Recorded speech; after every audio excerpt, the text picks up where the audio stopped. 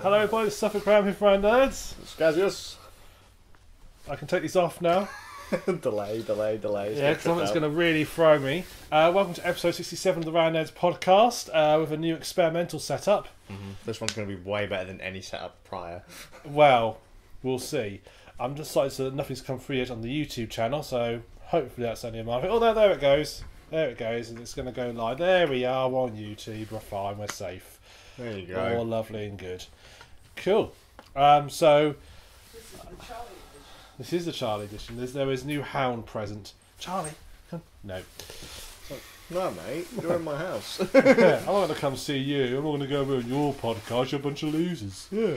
I want to go on a sensible podcast with real people. If Middermeister is here, I'd be on it. So it'd be sat at its feet barking all the time. Yeah, exactly. So we're going to kick off. As you notice, there's no Middermeister here. If you haven't guessed, well, for the people in audio, he's not here, which is why he didn't introduce himself. I can't do an himself. impression of him. Hello, I'm Middermeister.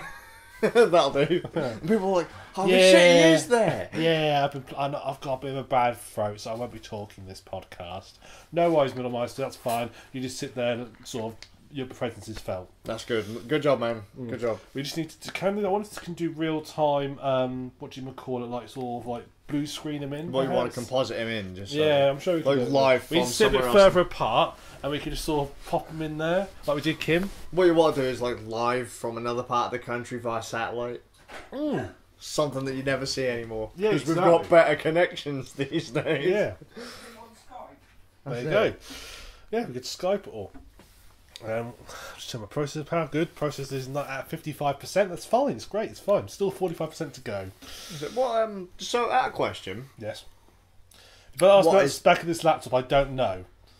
I'll look it up later. It's got a processor. It's got Wi-Fi and Bluetooth. Has it got a screen? It's got a screen. It's got a keyboard. QWERTY. Oh, QWERTY keyboard, English edition. You not got Dvorak? You didn't go for a Dvorak keyboard? No. I want to be slowed down. Otherwise, Dvorak what type so quickly because it's so efficient. I end up breaking it. Okay, I get it. Oh, so Wolsey's very difficult on Dvorak. They're all in a funny place. Wow. Yeah. Anyway, shall we move on? Maybe start. I love the way you just gone thrown out there that quiet is a way to slow people down when it comes to typing. Well, it is, isn't it? Its only purpose is to slow you down and reduce productivity, because otherwise you'll just wear out all your hardware. Exactly. So, this game's been playing. You've been trying to hide this, but your partner, wife, other half, better significant other, has dubbed you in and revealed that you have been playing a game. Actually, I have been playing a few games. One of which I really wanted to talk about for the podcast, but I haven't been able to because the console that we were playing it on broke. Nice. So, just to throw out there, expect it's actually unexpected. It's next to you. Is it Tokyo Twilight Sessions FE, which I guess stands for Fire Emblem for Wii U. Yeah, that dealio. This is a new version of the podcast. We actually have the picture appear on screen. Look at that! Woo! Hey. And pull it in from the side. So people think it's like, oh, look at that! Slides in from the side. Look at that. It really needs to sort of slide in from sort of there and sort of appear next to your. Yeah, like that's it. Like there we go. That's it. Now that's it. I keep getting got to reverse everything. There we go. There you go. Now you can talk. I really wanted to play it. I got it as a 30-second birthday present, and then the console broke. So, at some point in the future, expect me to review that game, or if it comes out on Nintendo Switch over the next God knows how long. But why would you review it on Nintendo Switch? Well, fucking Nintendo Switch. So, not only was it my 32nd birthday, it was my son's 8th birthday, and because my son is a spoilt little bastard, he got a Nintendo Switch. Just the one? Well, we have 3 in this house. We have 3 Nintendo Switches. All of them are... So apparently there's harder versions of the Switch to find than others. And apparently the harder one to get hold of is the neon one, the blue and red, pink, whatever colour it is, one. And you've got the blue and pink one. We have 3 of them. So you've got the rarest one. So you're sitting on Variable Gold Mine. Yeah, pretty much. So any would-be thieves out there, Skaz's address is... Yeah. Just note that I do have a sword next to where I sleep. But So I've had a chance to play on the Nintendo Switch. You've had a chance to hold the Nintendo Switch. Yeah. It was very interactive. Yes, it was great. Like nothing on the screen or anything. It was absolutely brilliant. What did you think of the build of it? Build quality seems good. I'm not a fan of the shoulder buttons. Me either. There's a real stretch to my fingers using those shoulder buttons, so I'm not a fan of them. I could see your fingers getting crooked by the end of this place. I didn't find the stretch to be too big of a deal. I found that because they were so thin, that was a bit of an issue for me. It didn't quite feel right, but other than that, the feel in the hands is a pretty good little system. But so the few games that I've been playing have been, right, let's see, 1-2 Switch. Right. 1-2 Switch, Nintendo Switch. Yeah, I've played 1-2 Switch. How to turn it on. How can we explain 1-2 Switch? I kind of went over it with you before, didn't I? If anyone has played on a Wii or Wii U, it's the equivalent of Wii Sports or Nintendo Land. The kind of pack-in gimmick game. This is what our system... Almost like a demo games, really. Yeah. This is what... These are some of the gimmicky, cool little things that our system can do that you can put into your games if you wish. A little suite of up to 10-15 games. They're all pretty basic. Yeah. But they show something off. Yeah. That is 1-2 Switch, except it's not a packing game. Right. It's a 40 quid purchase. For just that game. Just for that. And 1-2 Switch, graphically, non-existent. Well, they kind of are. You know, there's a background, like a setting, a stage piece. But other than that, have you ever seen the WarioWare games where it's just like a really poxy little animation or whatever happen on the screen? That's basically 1-2 Switch for 40 quid. Some of the games are kind of fun, they're neat, but I don't think it's worth $40. But because my boy wanted it, $40 it was. If you're party game, if you're having a group of mates over, it's a fun little game. You can't play it single player, so that's out for you. But all in though, it's okay, just not worth 40 quid. If it was say 15 or 20, fine little purchase. If it was a packing game, even better. But no. Oh. What was another one that we got on the Switch? Mario Kart 8 Deluxe. If you're a fan of Mario Kart 8 on the Wii U, this is Mario Kart 8 on the Wii U with all of its DLC and slightly improved graphics. Nice. Pretty fun. I like it. I've played it because I didn't buy any of the DLC on the Wii U. Control-wise, pretty solid. Frame rate, pretty solid. The fact that you can take the Joy-Cons off the side and say I could give you one and I'd have one and it'd be two-player. That's cool. That's pretty neat, except acceleration is automatic when you're using the Joy-Con separately. What, I mean, you're just constantly accelerating? Yes. That sounds terrifying. Can you brake? Yes. So you can brake for corners? Yes. Not that you need to, because it's Mario Kart, so you'd power slide. So really, in a way, it's the accelerator and brake on one control. Pretty much. What I don't understand is why they've done that, though, because I don't know if there's an option in it to change it, but because my son hasn't really let me have a look around on the menus for Mario Kart. But if there's an option, you've still got all of the buttons to say accelerate, shoot, power slide, and all that. And I can't imagine it being uncomfortable to change manual acceleration, but auto accelerates. But if you're using the full pad, plays as normal. Yeah. Which is fine. Christ, what other games has he got? He's got 4 of the fucking things. Oh, Has Been Heroes. It's a neat little strategy RPG, which my boy quite likes. It's available on every other platform as well, I think. In that you play as a group of heroes, the Has Been Heroes. Once upon a time, you were heroes of grandeur, I guess. You were the kingdom's best heroes. Over time, other heroes have died and gone away. I'm thinking Discworld. Yeah, pretty much just like Conan the Barbarian and the guy's trying to get up, I can't, what is it? Mount... I don't know, I just know that's in Discworld. That all the old heroes do stuff. Yeah, the last hero, I think it was on as the Terry Pratchett book. Basically, the princesses have to go to school, and it's up to the has-been heroes to take them to school. Except it turns out that there's a fucking big old demon overlord thing trying to destroy the kingdom and stuff.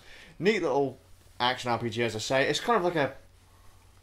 I can't really think... I've played other RPGs like it, but basically your team is on the left-hand side. You have a team of 3. And then on the right-hand side, enemies come in lines of 3. So you'll have top, middle, bottom. And enemies will come in constantly from the right. And you have to attack them with each of your classes. And so let's say you move your top class forwards to fight. So literally, all you can do is you're on the left-hand plane or you attack. As you attack, you launch forwards at the enemy, which leaves that spot open. You can then rotate your player classes around to fit those gaps. So if you want to combo the enemy that the first player has just hit, you can then move, say, your middle character up to the top row, flipping what was already in the top row to the middle, and then continue the attack onwards. Kind of just. So do they have like sort of like you're saying, hero is good against certain types of enemies? So you might say, okay, I'm getting a lot of flying enemies here, so I need the one who's got the arrow up there to shoot him down. And so like these are tough, and so the guy with a big sword. Enemies will have kind of like block points, and each class has a differing number of kind of block points they can knock off. So if, say, it's a skeleton with 4, you'll want to use your rogue, who has 3, and then maybe your warrior that can knock off 1, which will then leave the enemy vulnerable for a powerful attack. You'd then use your mage, who can then use full power to hit the enemy, and they just basically keep on coming through until you meet the victory conditions or whatever they are. You can use spells and other things to buff your characters. They're pickups, like scrolls, so you can get like double attacks, stronger against certain kinds of enemies, things like that. I haven't gotten very far in it because it's got I'd say it's got quite a steep learning curve, because if you're trying to play it quickly, you'll find yourself getting overwhelmed. Maybe it's just because I'm not used to the Twitch controls or the Switch's button layout, but you can play it on PC and stuff as well. This is a pretty neat little game. I think that one was only £15 or £20. Probably one of the cheaper games on the Switch. Definitely worth picking up. When I actually play it more, I'll probably give full thoughts on it. And then the last one was a port from the Wii U, which is now on every console under the sun as well. Lego City Undercover, which is apparently... A lot of people are kind of torn because it was a Wii U exclusive back in the day, before it got remastered by, is it TT Fusion? And I'm going to throw out there, it's a bad port. If you play it on the Switch for the first time and you see that the frame rate tanks, it's not the Switch. It happens on absolutely everything. So the idea of Lego City Undercover is that you play the police officer Chase McCain, and you are trying to save the city from this crime wave. But you have to go undercover in various mobs and take on different jobs. So like you can be a police officer, farmer, fireman. Right. You can be a criminal, and each one has a special skill. So like criminals can use a crowbar to break into places.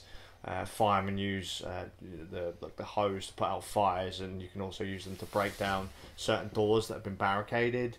And just little things like that. The police have grappling hooks and other bits and bobs. But the reason it's such a bad game to play on the Switch is probably the frame rates. But from what I understand, a friend of mine, DeWald, also has the game on PC. It runs like absolute shite on a decent PC as well. So it's not the Switch, it's just a bad port. Right.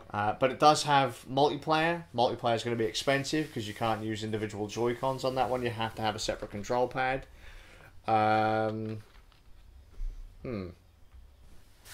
Fun game. Not worth the price they charge for it though. $40. If I were most people, I'd say play it on Wii U, because that was the version that it was made for the Wii U. But then seeing as Nintendo aren't manufacturing the Wii U anymore, that's a bit of a problem. Yeah, get it on. Just get it on anything. Just don't pay £40 for it.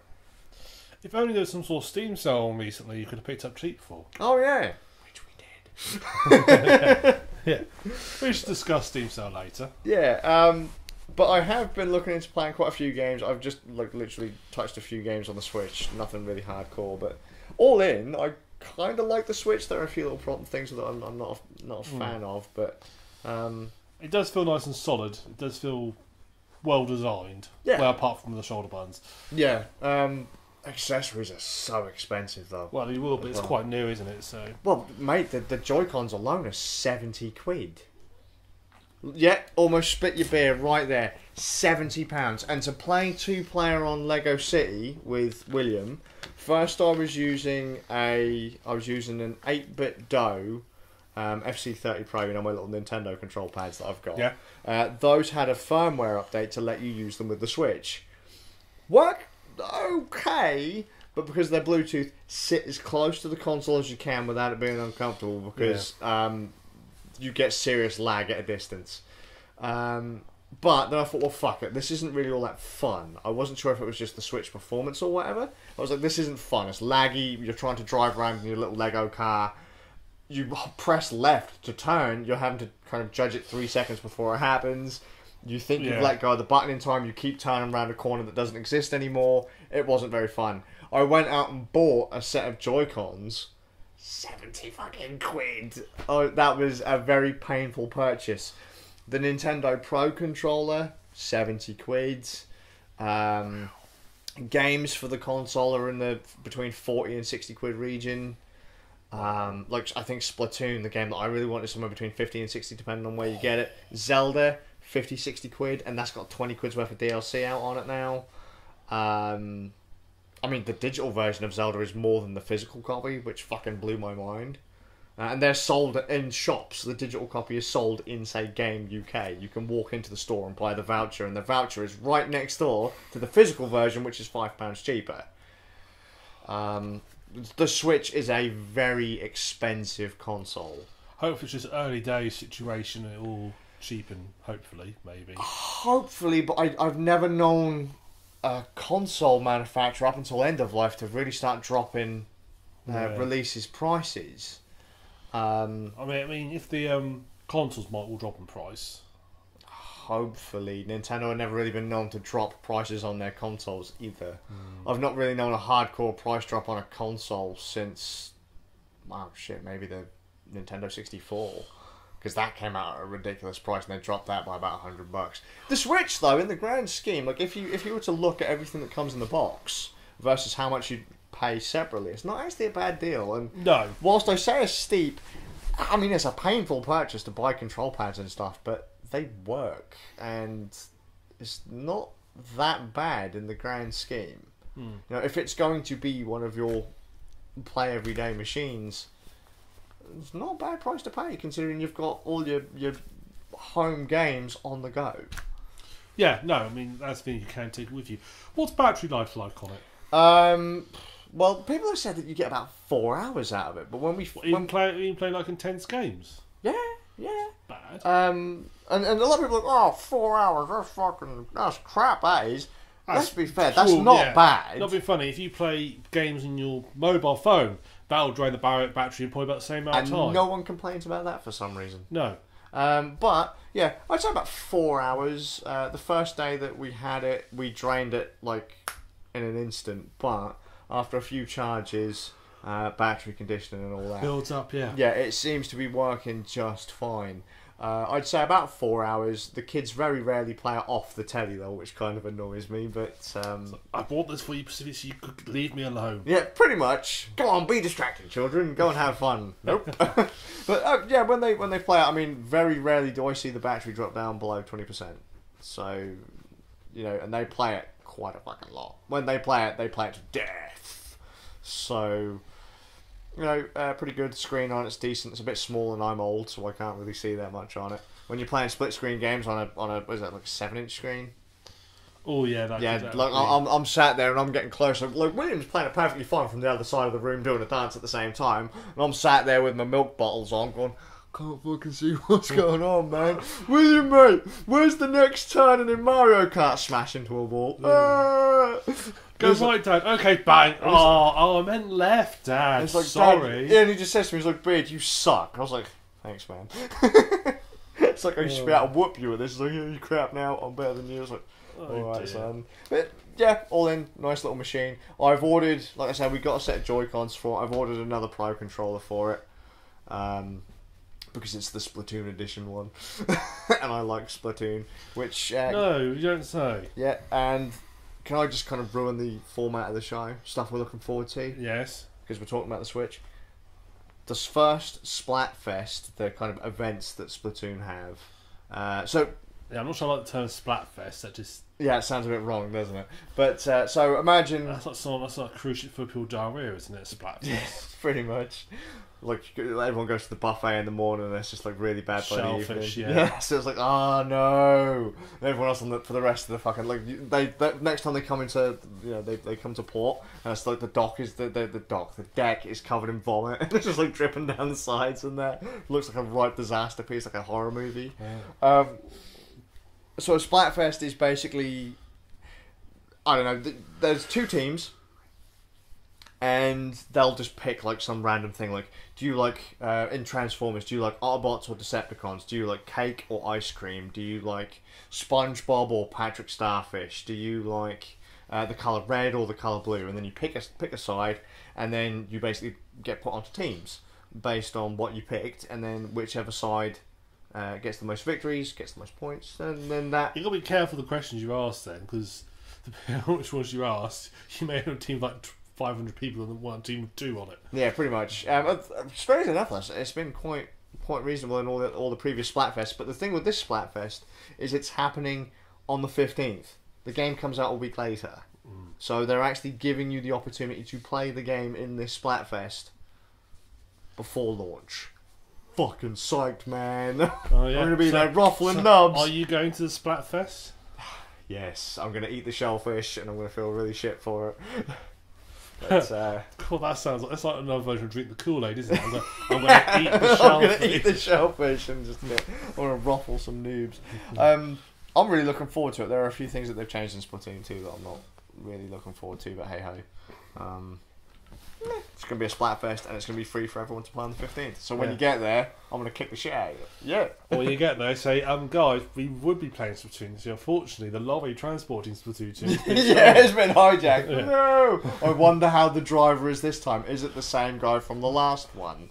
What, Dodgy Derek? No, it's not him. Well, it is him. Like, yeah. His cousin Dave's got all of it. Yeah. It's Dodgy Dennis who looks specifically like Dodgy Derek with a fake beard. Yeah. Hey, you look familiar. I'm not. No, mate. No. Second cousin twice removed. Yeah. Cool. Right. Well, I've actually played a game I picked up in Steam sale. It was not only was it saying I didn't know if it did be. It turned up in my discovery queue. Oh right. And it's probably the first I've actually had a game turn up discovery queue. I thought actually that looks quite good. Right. And picked up, and it's a game called Door Kickers. Right. Yep. So, it's like the Rosers Door Kicker. Yeah. Right. Yeah. It's a top-down 2D tactical real-time strategy game with a bit of a twist. So, you take control of a SWAT team, and you have various missions. You'll start the game. You'll be to deploy your SWAT, like say it's a house. And there might be deployment zones like at front and back doors. You can pop them there. You fix deployment zones, and then you may have not. Something it could just be a case of neutralise all the terrorists. It could be, rescue a hostage. Some of those missions where you've got bombs you've got to get to and defuse before time runs out. Sure. So the hard ones are the ones that there's like an execution going to take place, and you've got like sort of 15 seconds to get to the hostage and kill the people who kill him. But what its neat sort of twist is that it has a planning phase. Oh, you love those planning phases. Yeah. I can see that little grin. It's like, but the planning phase you can access at any point. So let's say you start the game, you deploy, and then you immediately, as soon as you go from deployment, you go to planning, and you can start issuing waypoints to people where you want to go. And or you can like say, go to the store, put a spy camera through, and have a look around, see if there's anything there, or pick the lock, put a door charge on, and so forth. And then you hit the space bar, and unpauses it, and they go into those actions. But at any point, you can pause the game and just start issuing new commands to them and waypoints, and you can issue, and you can actually plan the whole mission in the playing phase. It's not like you're just issuing like 2 or 3 commands, and then you can. You don't can't not like turn points. You can just literally say and then hit the button and go like a and then you come can, back to find your squad. So you can play it just like Rainbow Six. Original Rainbow Six, you can play it just like that, where you plan the whole thing, you sort of all the go codes, and you sit there and you just basically issue the go codes for your team, watch them go through, and hopefully take out the terrorists and win. So at any point you can pause this, and it's absolutely brilliant. It's so fun. I mean, I tend to use it where, as the guys. I tend to sort of do it in stages. So I'll have like initial bit, okay, I want you guys to do this. Then when I get some information about they put the spy cams through, I've seen where the guys are, I'll then go, right, okay, using that information, I will then do this next part of the plan. I'll plan like, flashbang through. And is this top down? Top down. So does it have like some kind of like fog of war, so you can't necessarily see? Okay, cool. So you can only see what your SWAT troopers can see. Sure. So everything's like greyed out. Then as soon as they look in an area, it lights up like a torch beam, as you saw, and so that you can put a spy cam through a door and rotate it back and forth, and you can light up the area, as it were, and see people. And when you see a terrorist, as long as you still look at them, you know they're there. If you sort of turn away, you'll just get this like red outline showing where they last saw them. Oh, that's neat. Yeah, so you can still see people. And yes, you can sometimes you have snipers, and they'll be off screen. They can also look for like windows and stuff, so you can see when people walk past and so forth. So it's all about visual information, taking it in and reacting to it. Yeah, but you can do quite complicated plans. So you can have like, so for example, a door. You can either kick the door in, and there's no option to open doors. It's kick the door in. Is the base. Hence why it's called door kickers, I suppose. You can put a spy camera through. You can place a breaching charge. Sure. Or you can throw a flashbang through.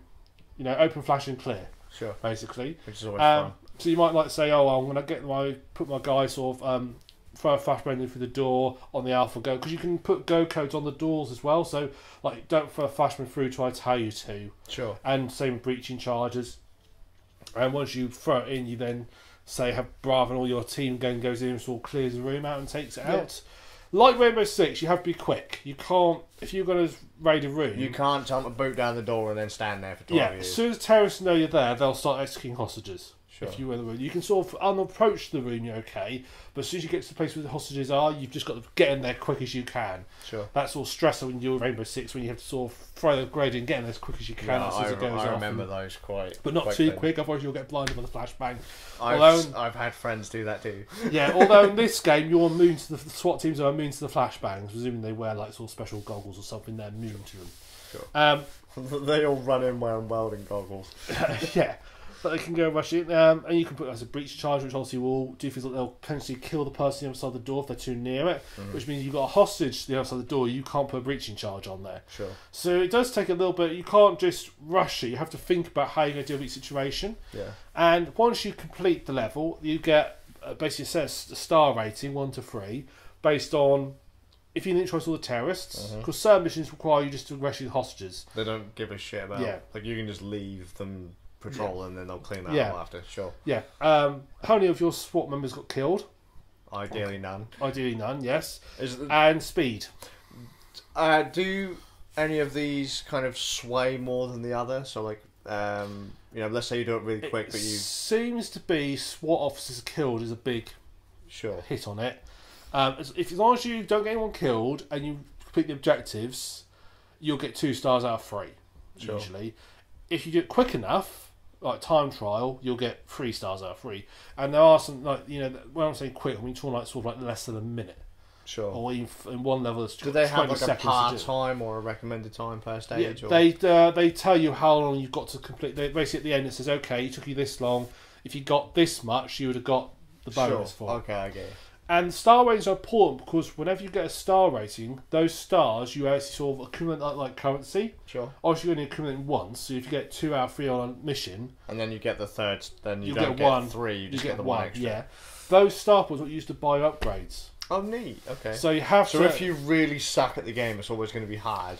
Yes and no, because to be fair, as long as you get past the mission, you'll get upgrades pretty quickly, and your squad also levels up as well. So you have like a squad level, and individual soldiers have their own levels, and they level up by themselves. They literally, as they go up, they'll increase their own skills. You don't have any control over that. Sure. But the squad, you can unlock new abilities, like they can be more accurate, like shooting over, like people behind barricades won't be able to be as good cover, or you guys get better cover behind barricades. So you can upgrade your squad as well, which is quite neat and interesting. Sure. But yeah, so you do that. So you can upgrade things. So you like buy new weapons and so forth. You also, as you get your squad levels up, you get access to 2 different classes. Okay. So your base class is called the Pointman, and base Pointman only has the pistol. Sure. And that's it. He can't sort of carry anything else. So basically, you're talking like street cop, beat cop. Yeah, exactly. Yeah. Sure. Which is obviously from when you face machine guns. Once you get to level 4, you get access to the Assaulter. The Assaulter has a machine gun. So you can access all machine guns. The next one is called Shield, who can carry one of the big metal shields, which also offer you quite a degree of protection. Your riot cop. Yeah, riot cop, yeah. But they're obviously the ones with the big ballistic shields rather than those all person ones. Next up from that is the Breacher, who carries a shotgun to blow doors open. And above that is Stealth. Stealth's the interesting one, because all their weapons are silenced. And you have to order them to start firing. If they're fired upon, they'll fire back. But if they see a terrorist, they won't fire unless you tell them to. Right, okay. So you use a little quick key, like a little F key to say fire, and like the snipers have S key, you have F key to say fire, so forth. Oh yeah, snipers are interesting. So when they see a terrorist, you'll get like this cone effect from off screen appear, and it'll gradually narrow down until they lock onto the terrorist, and that's basically saying we've got a lock on him. But you can fire at any point. But if the cone's say quite wide, the bullet's going to end up somewhere on that trajectory. Sure. So if you've got like a terrorist stood next to a hostage, you want to make sure. Yeah, you could end up dinging the hostage instead of the. Exactly. So you have to be pretty careful with your snipers as well. And that's quite nice because your snipers can sort of like, it's quite fun when you sort of like get everybody like a room. There's like 4 doors to a room, and you can place everybody outside it, and you all come in from all 4 directions. Your snipers shooting all the same flashbangs are going off at the same time, and you're bound in there and take everybody out. And what you've always wanted, a more portable Rainbow Six. Yeah, that's it. It's not. I found it's now it's all released on like iOS and stuff. You can get on your iPhone. Neat. You get on Android as well. It's all released on all various platforms, so it's quite neat. So you can pick up pretty much anywhere. Really quite fun. So you've got squad abilities as well. I've got that. Interestingly, you can't have access to campaign missions till you reach level 6. So you only can play single missions first. Okay. There's about 60 single missions you can play. Sure. Some of them are just variations on a theme. So like you have the same level, but it'll be a hostage rescue as opposed to like a bomb defusal and vice versa. Okay. But as you sort of unlock these themes, you eventually get to the campaigns. The campaigns, I've only played a couple of them. They are a little bit disappointing. The main difference between a campaign and single mission is that if you lose a SWAT officer, they're gone for good. Okay. And injured officers have to set out the next mission. But there's no real story to it. You may get like a small 2 or 3 sentences at the start of the campaign when you click on it, saying what the campaign's about, and that's it. It's then just each mission. Okay. And it would be nice if they could like put a little paragraph explaining how it all sort of ties into them. So you get like a little chain of about 10 missions or so. Yeah. It'd be nice if as you go into each one, it gave you this little paragraph, like Rainbow Six used to do, a little paragraph of this is how it all ties together, and so you can it makes sense. So that's a little bit disappointing, but it's a minor niggle, and otherwise a really fun game. Also, if you really liked Rainbow Six, the strategy side of it, because you'll love this. You don't have to play it with the planning phase at all. You can just like manually guide your guy in like sort of the real time part of it. You can just guide your guys around manually, and you can like issue go code stuff all manually. So you don't have to play. You can forget about the planning phase. Or also you get bonuses as well if you do. Some missions will have challenges. Okay. So for example, there might be a lone wolf challenge. So if you complete the mission with just one guy, you'll get the bonus. I used to love lone wolf and terrorist hunting. Yeah. Rainbow Six. Yeah. If you complete, I can't remember the other one. There's one. It's like you got. I can't remember what the other ones is. You complete it if you could do it without pausing the game once. You get, because obviously pausing makes it a bit easier because you can then more easily synchronise your grenades. Sure. but which obviously works better for your timer. Whereas if you not pause, while you're setting everybody up, your time is ticking away, so it's all there's a bonus there as well. Sure. The only downside to it is the AIs are pretty stupid. It has got sort of the Rainbow Six 1 AI sort of level of competency in that your guys will sometimes they'll literally be staring at a terrorist and I'm staring at him and just waiting for them to shoot them. They won't always fire back straight away. Sure. And I have a lot of trouble getting to face the right direction. Okay. So like if I drag up, sort of like the control of the screen is managed to the left and up, you'd expect that my soldier would, as he walks up, be facing that up. Direction rather than... Sometimes they don't. Most of the time they do. Occasionally they'll decide to look to the left or behind them. Interesting. Which is great when you're like trying to cover an area. Mm-hmm. And it's like, oh, for crying out loud. You can do things like you can right click and manually move around on them. And you can also do strafing as well. If you right click and hold like control and move them, they'll actually lock on, fix that orientation. Sure. But only for a little while, only for a second or two. So it's enough to go around a corner. So you can sort of strafe around corners and take people out, which works quite well. They've tried to obviously make the interface really tight. Obviously they're obviously planting on a mobile mark, so they try and make it really tight. So control-wise, it can be quite fiddly. So it takes a long time to get used to it. And every so often I still occasionally cock up. You can very easily accidentally delete away an order. Okay. And like you think you gave a guy an order to throw a grenade through this door, then walk through the door and go take out clear this room.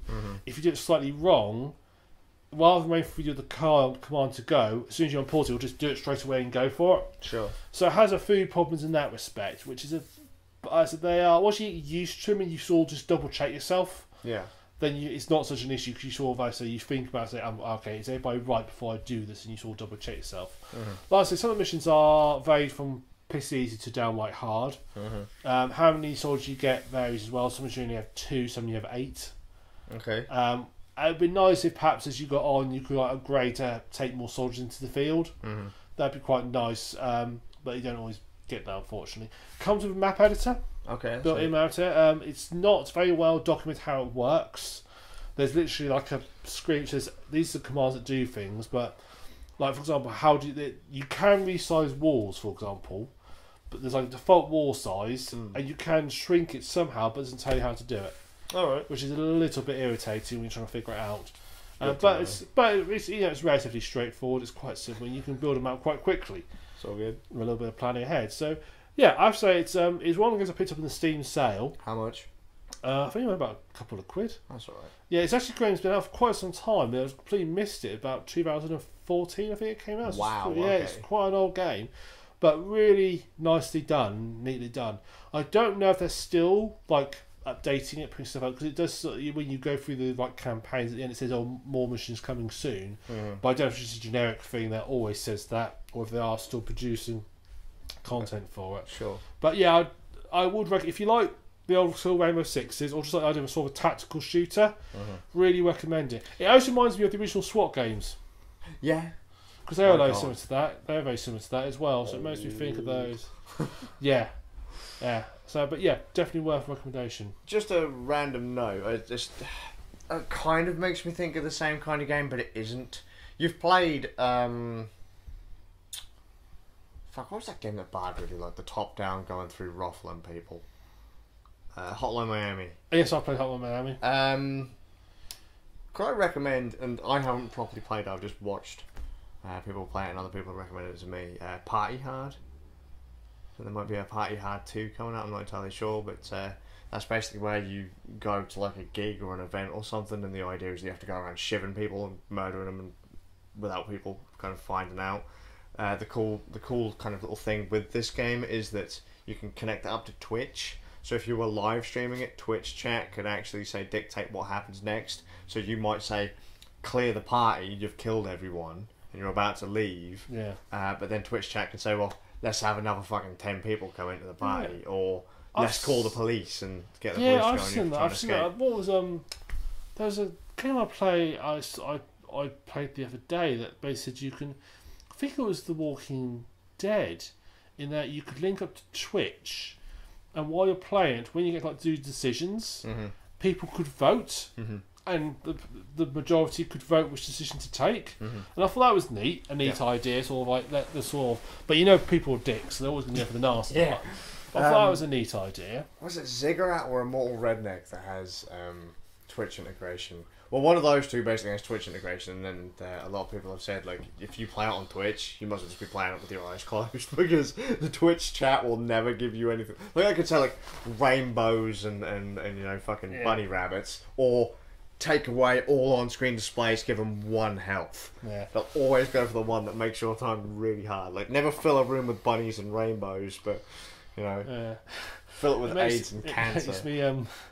Makes me think there was a game. It was a storytelling game, and it was called. What's it called? Basically, one of you took on the role of like the storyteller. The other person took the role of protagonist. And so, but it was like a turn-based thing. So basically, the storyteller could like set up like a room with like a locked door, and there'd be a key on the table, and there'd be a window there. And they say you can set the game up, and it's like, oh, off you go. Then the protagonist, you have to decide what to do, and you might go, and you could see you also want to use the key on the door. You might go, actually, I'm going to use the chair to smash the window and jump out the window. The storyteller then goes to turn back, and he's got then, a bit like a DM, has got to now create the assets quickly to make it. I have to find it down. I can't remember the name of it. It's quite that's about 10 years ago that came out. But that sort of looked like a fun game of sort of. Apparently, it was at its best when the people were actually against each other, and the storyteller was basically trying to. The protagonist was trying to basically read the sort of story. Yeah, because that's fun. When the sort of protagonist sort of went along, or what the storyteller wanted, it tended to not be a very good game, or very interesting to watch. But when they sort of went against it and got crazy and like sort of jumped out the window, and like the storyteller said, "Right, you jumped out the window, you land in a big pile of rubbish, so you stink now, no one likes you anymore." You're like, wow. Yeah. Oh, I thought it could be really cool. So you jumped out the window, you die because you fell 100 feet down the floor to the floor below. So yeah, little did you know that was where the meat grinder was stored. Yeah. Well, I mean, for safety reasons, it was left running. Fred, the guy that normally cleans up, for some reason left it on. Yeah. And you just happened to fall into it. Yeah. Oh dear, did you mean to actually lose your underpants on the way down? What a shame. Oh no. That's a pity. If only you'd used the key to go through the door. The key that was left there and very obvious. If only you'd done that. Hey? Oh god, good time. What do you want to do now? That just reminds me of a Yahtzee. Definitely with a carrot. You dick. Yeah. So, good time. No, I'll have to find that game up. But yeah, Door Kickers, good recommendation. I'll check it out. Does it have is it like multi-plat PC, or is it just? It's on PC. I think they've got a Linux version of it. Yes. But it's on. It might have actually been recommended to me, to be fair. May have been, yeah. It's I'll put up my tablet when we finish, and I'll show you. You can have a look at it and see what it looks like. But yeah, really neat little game. Awesome. Cool. It's time for me to put out the show notes. Okay, right. TV film review. So one from me. I've been watching a TV program called. Well, I watched it. I was going to talk about this last podcast, but we all had to get on to the E3 stuff. Oh yes. So I decided to talk about this one. It's called Designated Survivor. Right. It's on Netflix. Netflix. I don't know if it's a Netflix series.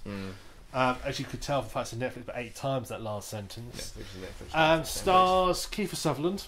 Right. Who you may better know as Jack Bauer. Right. From 24. And basically, the general plot is, very start is, if you know the concept of the Designated Survivor in America. Okay. So whenever they have a speech of the union address where all the president, the vice president, all the people, all the politicians go see him, and so forth, always there's a possibility though that someone might take out. Oh right, yeah, I know what you're talking about. Yes, Designated Survivor, for those who don't know, is the guy or girl who's basically put far away from the event, like a different state. The idea is, if something happens and they all get wiped out, that person becomes president. Or at least temporary leader of the nation till election can be held and sorted out. Sure. So they're like sort of the backup, the emergency backup. In Britain, we don't bother with any of that. We just weren't based that no one can be asked to bomb us. That's it. We have decent security. Stiff upper lip, we're British. Yeah. Now, if the entire parliament got wiped out, some 10 minutes, within 10 days, we'd have a new one elected. Pretty much. Touch situation. Probably someone we didn't want. Isn't that how most elections work? Worked in the last one. Yeah. Yeah. Our country. So, Kiefer Sutherland plays the designated survivor. He's not even a senator. He's just like a run-of-the-mill politician, secretary for... Frank, the guy that was supposed to be cleaning up the grinder. Yeah. He's like the secretary for like sort of interdevelopment of buildings and infrastructure type person. Sure. And he sat there watching the State of the Union in his little office in his hoodie, and he's watching it on TV, and all of a sudden the TV goes blank, and he looks at the window and there's this massive explosion, and the worst has happened. Everybody's been killed. Awesome. So basically, Instant promotion. All that's left for the entire. There is a bit that I did wonder, because the security forces come in and take him away. So you need to come with us now, sir. And blah blah blah. They take him straight to the White House. I thought, well, if they just blow up the Capitol building, what's your next target? Let me be. Yeah, that's it. Take him straight there. Not take him somewhere where no one will know where he is. Like Security 101. Don't go there. Yeah. Don't worry about it. Fucking. So. Within the first episode, basically all of the government's left is him and this other person. I feel really sorry for him. Republican senator. He's like sat there watching telly in his underpants, and all of a sudden he sees that the telly goes blank, and he's looking out the window, and everything's blown up, like over in the distance. He's just like this cloud of smoke. He's like, oh, now I've got to go to fucking work, man. Yeah. He just it's sort of toyed with whether he actually really wanted that sort of power, because he wasn't a senator. He wasn't. Yeah. But as we know in this day and age, it doesn't matter if you've got no political experience, you can still end up president of the United States. Mm-hmm. He didn't necessarily wanted all that, and after that transpires, he'd been fired that day. All right. But was just being kept on business for the rest of the day, and he was leaving the next day. Oh, damn. So it's like, yeah. That poor bastard. Yeah. So he, to himself, right, I'm going to take this holiday, I'm going to go and... So it basically becomes a story of political intrigue. Basically, it's like two main paths. It's who's behind the actual bombing, why did they do it, who's behind it, who the actual ringleaders behind it, and then character development and him, and how they start bringing the sort of United States background together. Sure. The big issue, I had a couple of issues with it. First of all, its series is way too long. It's 24 episodes. It could have been done in 10. I was going to say, is that not a standard length for a series though? But then again, if no, for a lot of modern Netflix is only all 10, 12 episodes now. Really? If you notice, a lot of the modern ones are only about 10 or 12 episodes. Oh, right. And in some ways, I think actually having a shorter season actually does better, because you tend to you don't tend to take a lot of the filler. Sure. When you look at like Breaking Bad, traditionally that would have been a 24 episode season. They done to 13 for each season, which worked a lot better for I don't think I could have handled Breaking Bad in a 20-odd episode season. No, I don't think so either, yeah. It had the right length. It was the right length as it was. Sure. And it's something the same. When I remember watching 24 on Netflix, and everybody was on about how great it was. Didn't that go on forever? Did that ever finish? I think it's finished now, because Kiefer Sutherland is now doing this. Fucking... So I think it's about season 10 or 11. Nearly a fortnight. It's too long. But 24 the trouble I had with watching that was... Too long. It really should have been called 12. It was like, okay, you get about halfway through the first season, they've pretty much tied up all the main plot elements, so they've introduced a load of new ones to counter the fact they've tied it all up. But this happens the same. Jack goes to get coffee. Yeah, it is like it's like his daughter, his poor daughter, and Gets kidnapped like 3 times. She does. Is that what this is? In one episode. Yeah. 3 seasons. In one season, she gets kidnapped about 3 times. Yeah, she gets kidnapped once, and then a few episodes later, she gets like abducted. Yeah, that's right. She's clearly not the designated survivor. No, she's not the designated survivor. Oh, sorry, dog. And then a few episodes later, she there's one point where she sort of escaped from her kidnappers again. Only to get kidnapped by another group. No, she's walking through the wilderness, and also they thought we need to enter some tension here. As she's walking through it, just like this random cougar just walks out the jungle and just stares at her. That's like, for fuck's sake. Yeah, it was like they just kept throwing more stuff in to try and make it long, and actually sort of like the first season I was I was okay with, but it was by the time it got to about sort of episode 14, 15, it's like, oh come on now, you keep sort of like well, you think you solved it, but no, there's actually this other guy. It's almost like soap opera territory. Ugh, like that. And this is the same thing. Designated Survivor could have been finished 12 episodes in. And the plot was round up quite nicely 12 episodes in, but they had to keep adding extra. It goes from like to being like a small group of people who planned it to like this big businessmen, to this big external group were involved, and it basically came to, it's like, oh, I'll just finish it now, It please. went a little bit kind of conspiracy theory kind of. It was just layers upon layers upon layers of, is this the end? Oh no, there's another twist. Sure. Oh no. That wasn't the head honcho. It's actually this person's the head honcho. It's like, oh, for God's sake. It can't just be this group of people. It was this group of people manipulated by that group of people. These guys over who's here. manipulated by this person over here. Yeah. Who was controlled by the person there, controlled by the cleaner of the White House type thing. Yeah. That's the sort of, it was where it's We're going. talking Saturday morning cartoon territory. Yeah. And the other big issue is that the guy who keeps on plays, he's just too... If I said Marty Sue, would you know what I meant? We had the term Mary Sue. So Marty Sue's the male version of Mary Sue. He's just a little bit too perfect. Right. You know, even though he's just been sacked. Yeah, he is. He's just like, you know, he's the right balance of like sort of. Pascal's got similar opinions to the show writers, but he's got the right balance of how he wants things should be done and so forth. He's got the right balance between that and. He's not too Republican, he's not too liberal, but he's definitely more towards the liberal side of the spectrum. You know, all the politicians who oppose him not because they've got a valid point, but because they're evil people.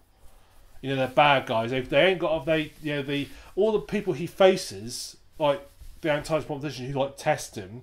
They're doing it not because they disagree with his policy and think it should be this. They do it purely. First one just does it because he doesn't believe he should be president. No one does it out of spite, basically. And it's like, oh, come on, just... Sounds like American politics. Yeah, but the trouble is, it's really paints all... Anybody who's not on his team are bad guys. And they're proper bad, nasty... But it's just sort of like, he's just like this little angel who does everything perfectly. And everybody's just like, as a character, he wasn't very believable. And he actually irritated me after a while. I was like, oh, come on, have a... Don't stop finding these perfect solutions. There's like one bit for the whole thing where he has to make decisions he's not happy with. Was this the guy? Like, is this like the kind of guy that manages to cure cancer? It feels like end that. Of his first yeah, term? Yeah, it feels like that. And but he wouldn't. Look, and he wasn't even working or on that. If he fails curing cancer, it would be because some evil Republican politician vetoed the sort of some medical bill purely because he doesn't like the way it kind of his shoes or something. That's dick. Basically it. So as a character, he wasn't even trying to cure cancer. Yeah. He was actually trying to give decent education to the poor. yeah. I think then cured cancer. I think it's actually one of his policies. Actually, there you go. Yeah. So as a character, I'll be honest, I didn't actually. I got fed up with him quite quickly on. It's like, oh come on, that's just a bit too. And also, as everything that goes through, always works out in his favour. You know, it's like if there's like some big sort of vote going on, it all looks like it's going to be one, but then someone at last minute changed their mind and votes his way. It's like it'd been more dramatic. That's the one. Good. If it hadn't gone his way, it's like now the final way, got the deal of it. It just felt everything felt a bit too perfect. It didn't feel real. It just felt it just like someone had that idealised version of what they thought the American government should be. And that's perfect, and had been. I mean, you know what? I watched afterwards. I watched House of Cards, and the main guy in that's a nasty piece of work. Politician. But although he's clever and conniving, nothing goes his way. Yeah. There's some quite big bits early on where things really don't go his way, and he looks like a fool. Yeah. And that's more interesting because he's got to deal with it, and this doesn't happen. The geezer ain't indestructible, kind of thing. Yeah, exactly. When you start to realise that the main character's untouchable. It gets really dull really fast. Yeah, that was the issue I had. Is towards about episode 12, 13, I thought we were coming to an end. It's like, oh, this is sort of coming to its conclusion now. And I looked on Netflix, I looked at the sort of episodes, and I thought, there's another 10 episodes after this. How are they going to manage that? And I knew they wouldn't. Character-wise, I would have probably preferred it as well if because I don't know the dude who I'm picturing in my head always, if that's the guy I think it is, I always called him Budget Bruce Willis. He's Jack Bauer from 24. He's the main character in 24. Is Kiefer Sutherland. Budget Bruce Willis. Yeah. So I'd have probably preferred the character if it was just like some fucking goober that worked at Starbucks, like some fucking I think they could have done someone that would have never. I don't know. I kind of expect, just from the character, the face, the build, I expect him to be in a seat of power. So I just imagine like the T-boy ends up getting the fucking job for some reason. I'm pretty sure in the American system they don't have they can't put the T-boy as a designated survivor. No, but you know what I mean. Yeah, like, you expect it to be some noob, like fresh out of school kind of. He's not quite that bad. He's sort of semi-experienced, but he's not a senator. He's just a nobody who's been promoted. I just think I'd have preferred it if.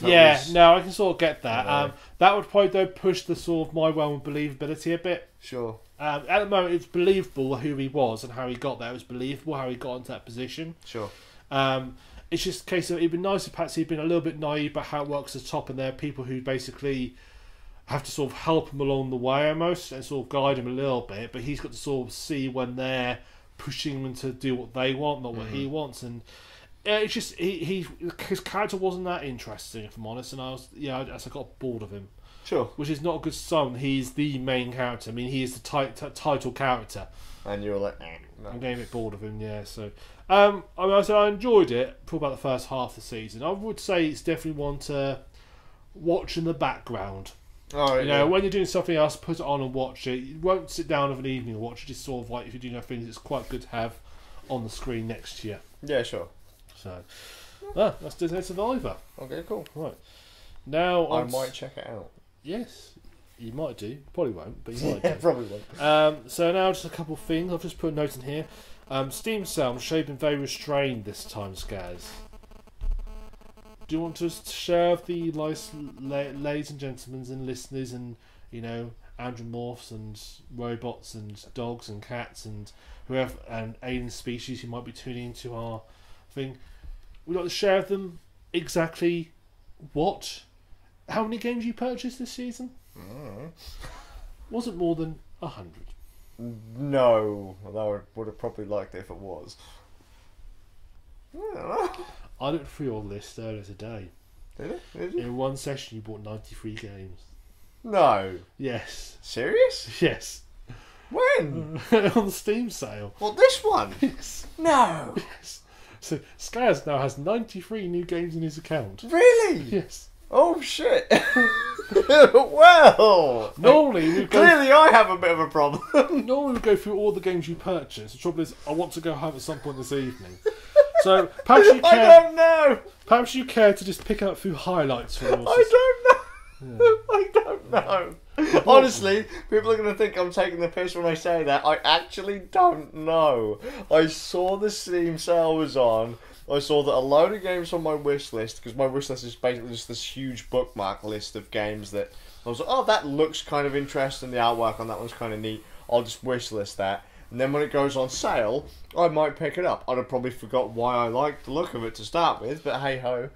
Loads of games were gone for like £1 or under. I was like, oh, okay. It was a good sale this season. Yeah. So I was like, even some new games are going for silly prices as well. I think Dishonored 2 went for like a tenner at one point. Something like that, yeah. I think that came out like end of last year. New Metal Gear Solid went pretty cheap from what I understand.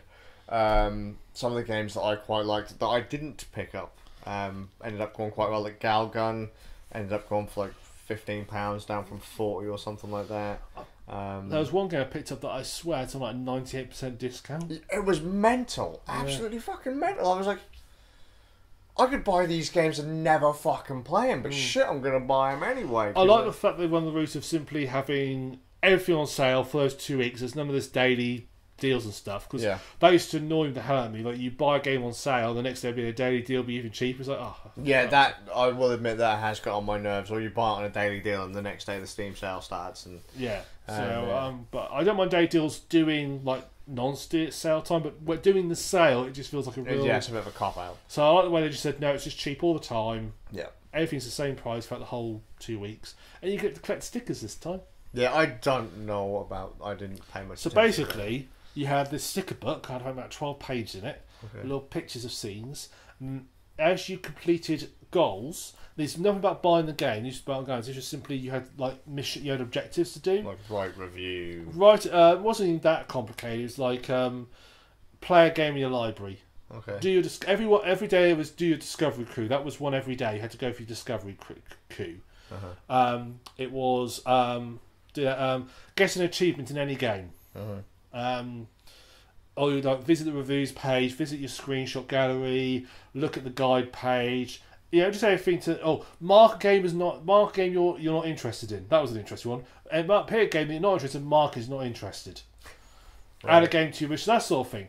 And as you go on, you've got these sticker packs. Mm-hmm. And then you unpack the sticker packs. You get like 3 stickers early on. Later on, I went to 4 stickers, and you do 3 sticker packs a day. And they then appear, and then basically in your sticker book, you could then place them. Sure. As you click them, they place, and they've sort of built the scene up. Okay, cool. And then as you completed all the scenes, you can then like customize. As you complete a scene, you can then customize and move all the stickers around and so forth. What a gimmicky way to keep you in Steam. Yeah, it was a very gimmicky way. Yeah. Well, and the thing is, it did absolutely nothing. You got no discounts for doing it. Absolutely, all you got was a badge at the end of it. Mm-hmm. However, being a compulsive gamer and I was going to say, what is that thing that there's a marketing term for it, but literally it's like where you don't want to miss out. Compulsion, I thought. Well, sure, why not? Heroin addiction. Yes. Similar thing. Steam is like heroin. Yeah. It's like, I've got my stickers. I really want to finish these pages off now. So like next day I'll go. I'll do the objectives to make sure I get another set of sticker books. And I will admit I did keep going until I got all the stickers. Oh god! I didn't buy much, but I just had to get the stickers because I want to have my sticker book. I didn't buy much. No, just most of Steam. Oh shit! Really? Yes. Are you seriously? Did I buy? No, you gotta be fucking around. No. Well, look on your Steam activity page later. You can go through and it does say at one point. God. Well, you bought like every Hitman game on there at one point. Really? Yeah. Oh shit! Well, now I know I've got every Hitman game. Yeah, that's learned. So that's all you got over as a badge. And you could, if you want, you could feature them on your profile if you wanted to appear at a specific page. But sure, I just collected them all together and I didn't do anything about it. But cool.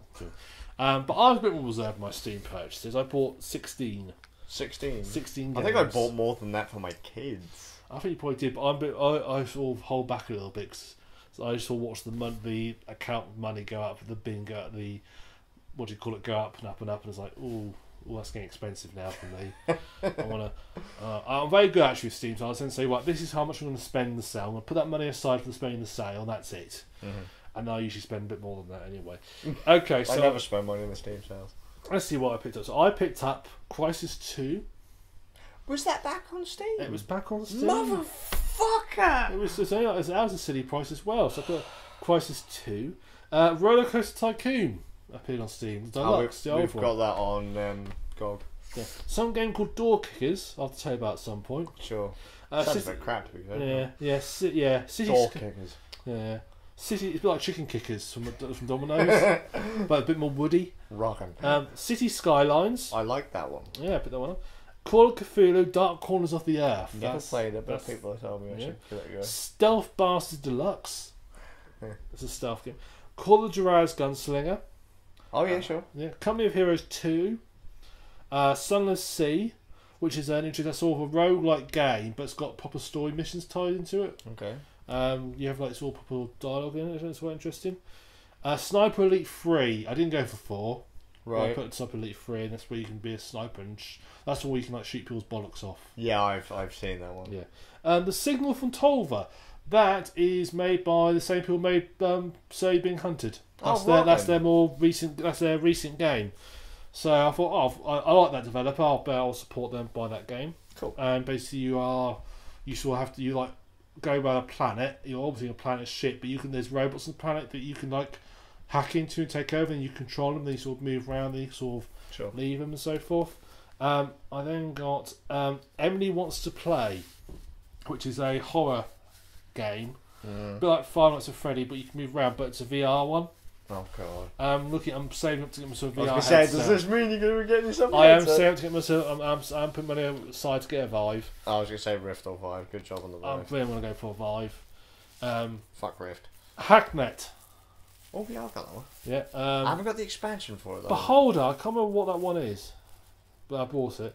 Oh, Keep Talking, Nobody Explodes. Yeah, I've seen that one. Yeah, that's one I want to play. That's one me and you need to play together. Okay, fuck. And another one we want to play, Firewatch, which we're going to do Let's Play on that one at some point. Yes. So I picked up a few on there. So And I spent, I think, about 60 quid in total. I thought for 16 games, about £4 a game. I'm gonna have to find out what the fuck I bought. That's also including paying money to get money to pay for like trading cards. Because in the game, well, again, the clinch with me is when I go on my badges list and I have all these badges that I've got 4 trading cards out of 10. It's like, really? Now I know why people keep fucking selling those trading cards. As people I sell them all the time. Oh my god. Yeah, but to be fair, they're like 4p each. Yeah, but still, Jesus. I can for £4, I can like near enough complete all my badges for £4. Yeah, badges. That's like achievements in games. Who gives a fuck? Because it's the compulsion is I have to have a complete set. Valve have got you. Well, then I'll tell you what. Next Steam sale, just trade me all your cards. I'll take them all off. I haven't got that many. Mate, you had hundreds of the buggers from that Steam sale. No. Legit, I seriously, if you were to look at my Steam inventory, I get basically nothing. They must really dislike you. Yeah, Valve are just like, mate, you don't want that stuff. You keep buying. He keeps buying games, and never playing them. Why do we have to give him extra stuff? He doesn't even need a sale. It's like I've got all. Like fucking Gaben just calls me up. And was like, mate, do you want some games? I was like, yeah, why not? He just like presses the button. That'll be, I don't know, $20. Yeah. Like, anything. Does he good? say to you things like, Skaz, just so you know, mate, you know you've got those games on your wish list? Yeah, Gabe, yeah. We're doing a sale next week. No, when I found out there was a sale, I was like, oh, you fucking bastard. And then I checked my email one day and it literally said... Did he text you saying, Skaz, Steam sale? I was like, oh, fuck off, Gabe. But like, I got an email that the Steam sale had hit and it said... I think it said like nearly every single game on my wish list, like nearly 300 games on my wish list were on sale. I was like, you fucking assholes. I think pretty much every game, apart from like new releases, pretty much everything went on sale. Pretty much, yeah. That's Steam for you. They always do good sales. How dare they? Make more Linux titles, then I'll have more reason to spend money, because most of the games I bought, I'm pretty sure are Windows only. Probably are. But I do have a plan to get around that one. I'm going to set up one of our spare PCs with a middle high-end graphics card, and then that'll have one of our spare Windows 10 licenses on it, and I'll just literally have it running Steam with a library of games on it. I'll just stream them to the machines around the house. Oh, well, thank you very much. Apple cider. Yeah, Carly, I didn't know they made cider. Not even right. It was on special, Asda, so. It's on special. I only buy the alcohol that's on special. You sound like such a hobo. No, it's sensible. Good man. Thank you. No, that's all right. Good old Steam. Yeah, good old Steam. Bankrupting me all the... Seriously, you have got to be screwing with me. No way did I buy that many games. Once we finish this, we'll load up your thing and look at your activity page. Can I just quickly have... Like, I'm going to do this now for a reaction. Yeah, go on then. Hang on. You're going to guide me through it. You won't be... Just 1 second. Over we go. Right. This can't be right. You're talking crap, mate. No way. I have no idea what I bought. I only bought a few things. 300. Well, you know. Steve! How much did I spend? What's my password, man? Admin. Yeah, probably. Pass 1, 2, 3. Yeah, like no password. I thought it was like hit enter and just lets me go. Right, okay. Alright, go into... Let me see how many games I've got, because I've only got 730 games, so I should probably... Yeah, but last Christmas time you had 400. Oh! Right, now go into Friends. Oh no, Activity, sorry, that's it. Activity. Oh, I'm spared. I can't follow the basic instructions. Right, now scroll down and eventually you'll see where it says like... It'll say like, you know, Skaz has purchased some games. Okay. So you've got Stardew soundtrack. Keep going down. Did he just... Oh. See? I bought games for my kids. Ah. This is not good. I'm not. There's me. There's a few. What are you worried about? It's nothing yet. What are you talking about, man? I'm not seeing me at all. Yes, you are on there. That's you lot buying all these games. I mean, I was expecting a... Oh damn, we bought Valkyrie Drive good choice.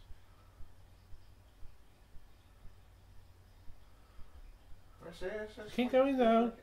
You are on there. Yeah. I'm starting to... He's lying to me. Hundreds of games, you say. See what I mean? It's nothing. It's nothing. Yes, there is. Just keep going. You are on there. Scarcius! Oh, shit! I've got like a whole section for myself. Yeah. I've never seen a box that big. Wow, okay. That's 93. You want this more? Yeah, there's more further down. Oh my god, where did they go? Oh, those are mostly packs mainly. Square Enix games. Yeah. 30, so that's 100. That's 130, 123 games. Oh my god! I think that's it for the big purchases. Oh my god! I only recognise. Hey, a Mortal Redneck. Yeah. Fucking there's someone there. Valhalla, I've liked that for ages. We got it now. It's like I completely forgot I bought it, to be honest. We only bought it like a few days ago. Well, you know.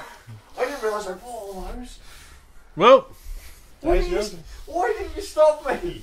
Well, it's too late. By the time I went on there, you'd bought them all. I'll never play after that.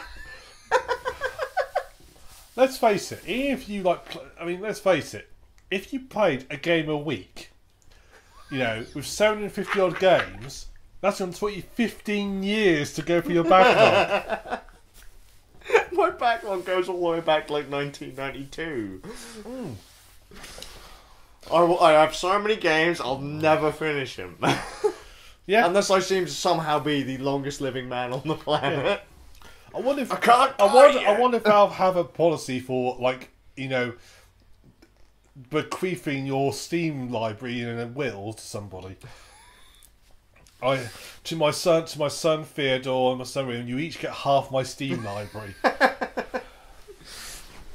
It's like my two kids actually have. I mean, you've got a couple hundred games, right? Just over 300 now. Sure. I'm thinking about my mate DeWald, because he's not long been into PC gaming. I think he's got in the regions. He finally saw the light. Yeah, he's got about 40 odd games at this point. My kids are already getting close to passing. I remember those days. I know. I think I remember back in the day when I had 3 games on Steam. Jesus Christ. That was Half-Life 2, Dark Messiah, Might and Magic. Oh, fucking hell. Noble. Good game though. It's a good game. I actually might let's play it. Yeah, stab people and kick people over things. It's all good. And I can't remember what the third one. It might be like Team Fortress or something. Jesus Christ! I remember that this is actually my second Steam account. Yeah, I'm on my third. Really? Yeah, because when you bought Half-Life, came in 3 editions. Oh, okay. And depending on which edition you got more stuff. But you couldn't obviously try it once you and a lot like say the bronze edition, you could not upgrade to the silver. Oh. And I had one which I bought, this Half-Life 2, and then I went into games, saw a good price on the Half-Life box set, and they came in a big mail box. Yeah, sure. I bought that, couldn't upgrade my one, so I just created a new account. Rocking. So that's why. Although I've been on Steam about 15. Well, I've been on Steam since it came out. Sure. I wasn't a fan of Steam when I was a day one installer, as it were, because I had Half-Life. It came with Steam. I fired up Steam since it came out. I really should have a look to see if my Steam account's still active. It should be. First time I had Steam was Counter-Strike. Might have been, yeah. Might have been Counter-Strike Team Fortress. I can't remember now. Everyone played Counter-Strike back in the day. I've got to admit, I wasn't a huge... it came free with my copy of games, so... But yeah, yes, that's why I've got 2 copies. That's why I had 2... actually, it might be just 2 accounts. I thought I had 3 at some point. But yeah, I had 2 accounts tied to Steam. I have no idea what half them games are, mate. Well... You have to look through them at some point and work out. It's not the fact that I had loads of Square Enix games plus... No, it said plus 90 more, didn't it? Yeah, you bought 93, so it showed you 3 games and plus 90. Oh my god, that was... You didn't believe me, did you? No. I thought you were talking shite, mate. And that's not even half the stuff I wanted. Oh my god! No, I was quite careful. Roll on the Christmas sale. Watch my as soon as that goes well, that's over what 1,000. I saw. I thought, oh god, Steam's summer sale. I was like, oh god, I forgot there's a sale coming up. It's like, I just did the Christmas sale. I haven't played all the games in the Christmas sale yet. I haven't played half the games I bought when I started my account. Well, I tell you that most of the games I've played recently have all come in Humble Bundles. Yeah. It's been quite because I think it's quite nice because in a way I'm getting games that I wouldn't have purchased. Oh shit! I haven't checked Humble Bundle in a while. No, stay away. Yeah, be gone. Yeah, I've got the Maze game I'm going to play about sentient corn. Can I throw out there that the monthly bundles haven't been that good?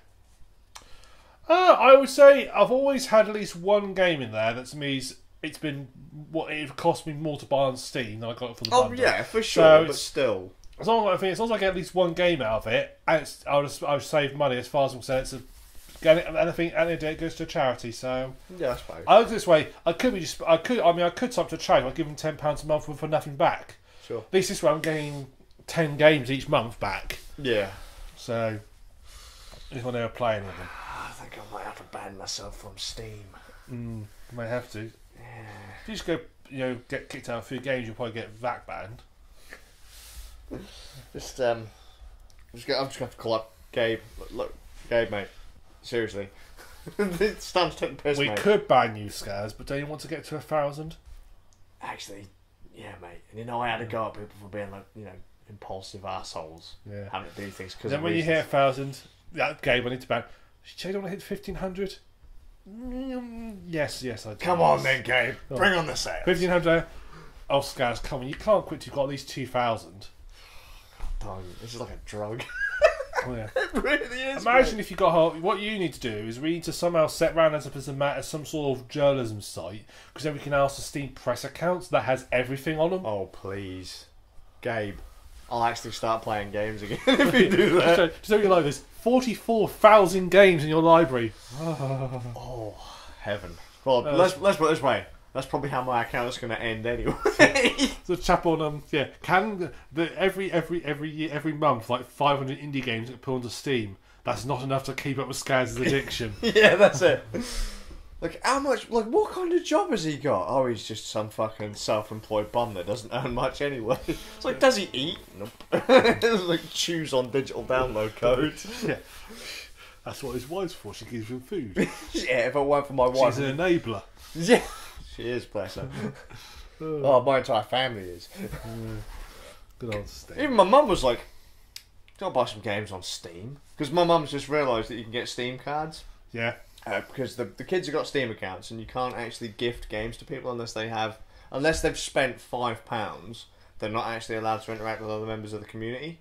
That sounds fair enough to me. To try and stop the old trolls. So we got the kids £10 gift cards each, and then my mum was like, "Wow, you can buy Steam gift cards." I was like, "Yeah, sure."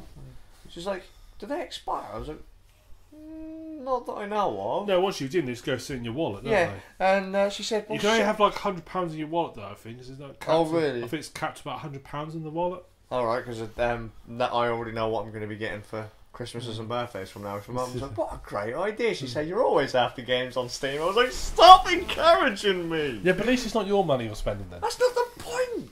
Bloody woman keeps offering me money on Steam anyway. Yeah, I'm pretty sure there's a cap to Steam wallets. Valve, put a cap on my account for fuck's sake. Jesus Yeah. Christ, they're like, "That's not a Linux game, don't buy it." Oh, he's bought it.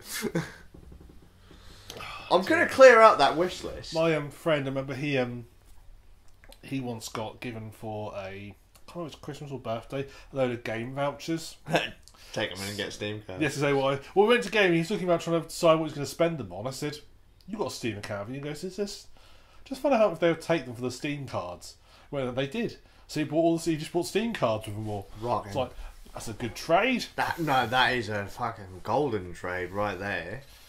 Like, I could have had the crappy game vouchers, but I've now got lovely Steam vouchers. Like, I actually buy decent games off. Have you seen that Gamer charging you to be a part of their elite member now thing? Like I haven't. 30 quid a I year or something haven't like that? visited a game. I haven't bought a game from a game store since I bought my sister's Christmas present last year.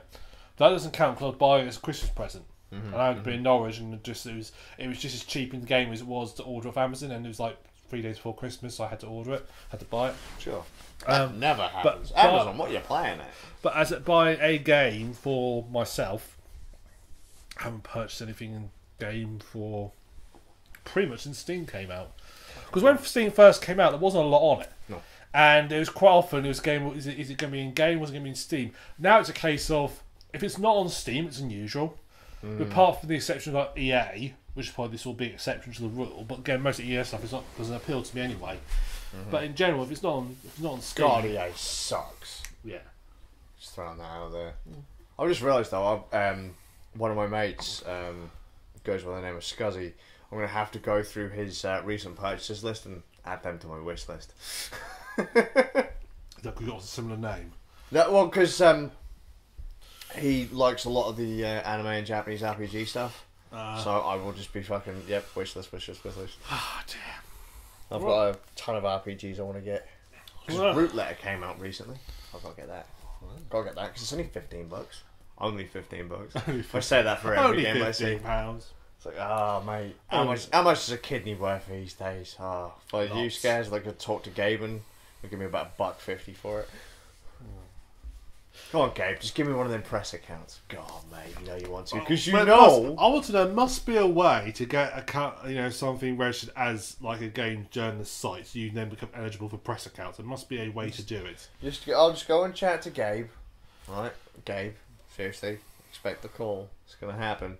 Because I know we've got a bet that you want to see if I'm going to buy every game on Steam. You know it's gonna happen eventually. You might as well just give him the Steam press account. Exactly. Just tell you what, I'll use your account for a little while, mate. I love it if he gets you access to Gabe's account. He's got like one game on. It's like a chess game. Yeah, that's it. That's all he's got. That's on. not even on Steam. Like it's not even in the store. It's just there. He's added it in manually afterwards. That's it. It's like, nice one, Gabe. Like Half-Life 3's just sat there. yeah. That's all he's got on it. Yeah, chess and Half-Life 3. That's all he's got on it. Right, so moving on to other news again from Steam. This one's been in the news recently. We were talking earlier about off podcast. Yeah. We were talking earlier about the developers of League of Legends, Tencent. Right. Yeah. They have announced this week they have now put in for their game Honor of Kings, which is like a sort of MOBA Chinese sort of, but with all Chinese characters. Okay. Yeah. They've now put in a restriction to 1 hour play time for people under the age of 12. Fucking hell. And people between 12 and 18, 2 hours limit. Okay, cool. So, basically I put it in there because I thought it'd be interesting to discuss about limiting play time to kids. Sure. Especially on a game that's basically for microtransactions. Yep. And also the idea of game addiction. Yeah. So, I think it's not a bad thing to limit games to kids, how long they can play them for. I haven't got kids, so I don't want to opinion on this. So this will be more your opinion on whether you think kids should have access to games or not for that length of time.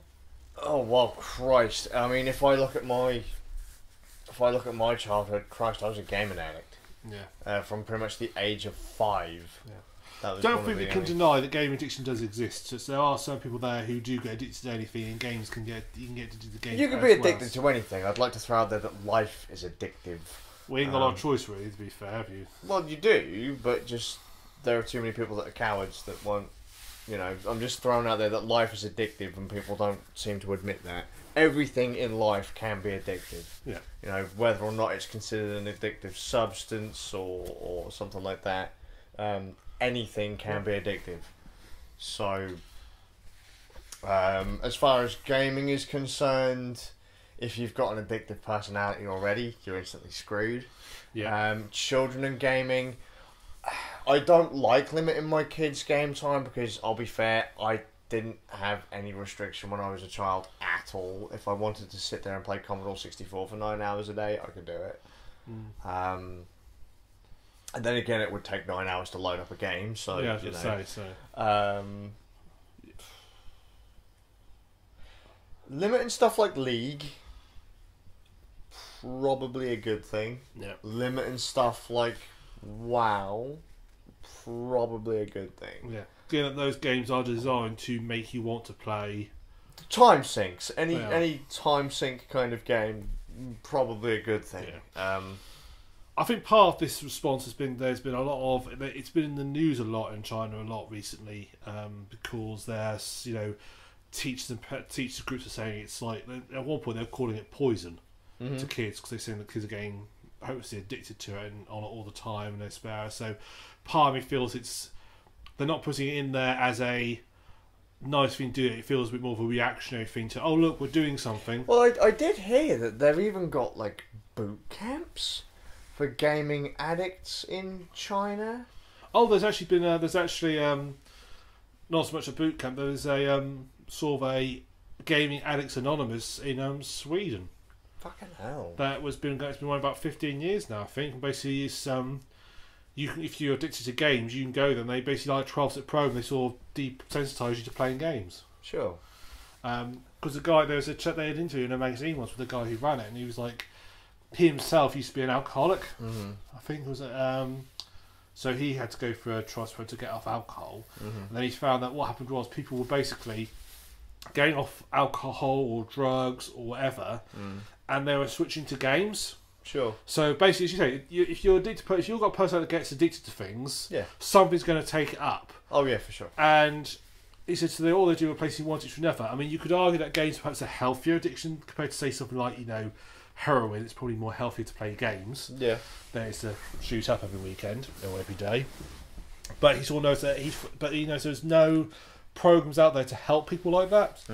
So he said, it's never really been considered an addictive thing. But then again, you don't see kind of like a fruit anonymous. Someone who's addicted to say fruit or. I don't think also it's necessarily got the idea of being addicted to a computer game. I don't think it's necessarily got a bad connotation. They say, so and so's upstairs in his room playing games, or he's always up there playing games. Say that to the average American. Jesus Christ, games are worse than heroin in the States. Yeah, which drives me absolutely mental. I don't see any real. Look, at the end of the day, if Charlie Bob Cratchit is sat there in his fucking bedroom playing video games for I don't know 8 hours a day, and then goes to work and then comes back home and plays fucking more. I mean, I used to hang out in a professional gaming crowd, and they used to play fucking before gaming houses were a thing, before really really big tournaments like what we have now, like professional gaming leagues and stuff. You'd like travel town to town to take part in a fucking Unreal tournament. We'd sit there and play for 8 hours solid. Yeah.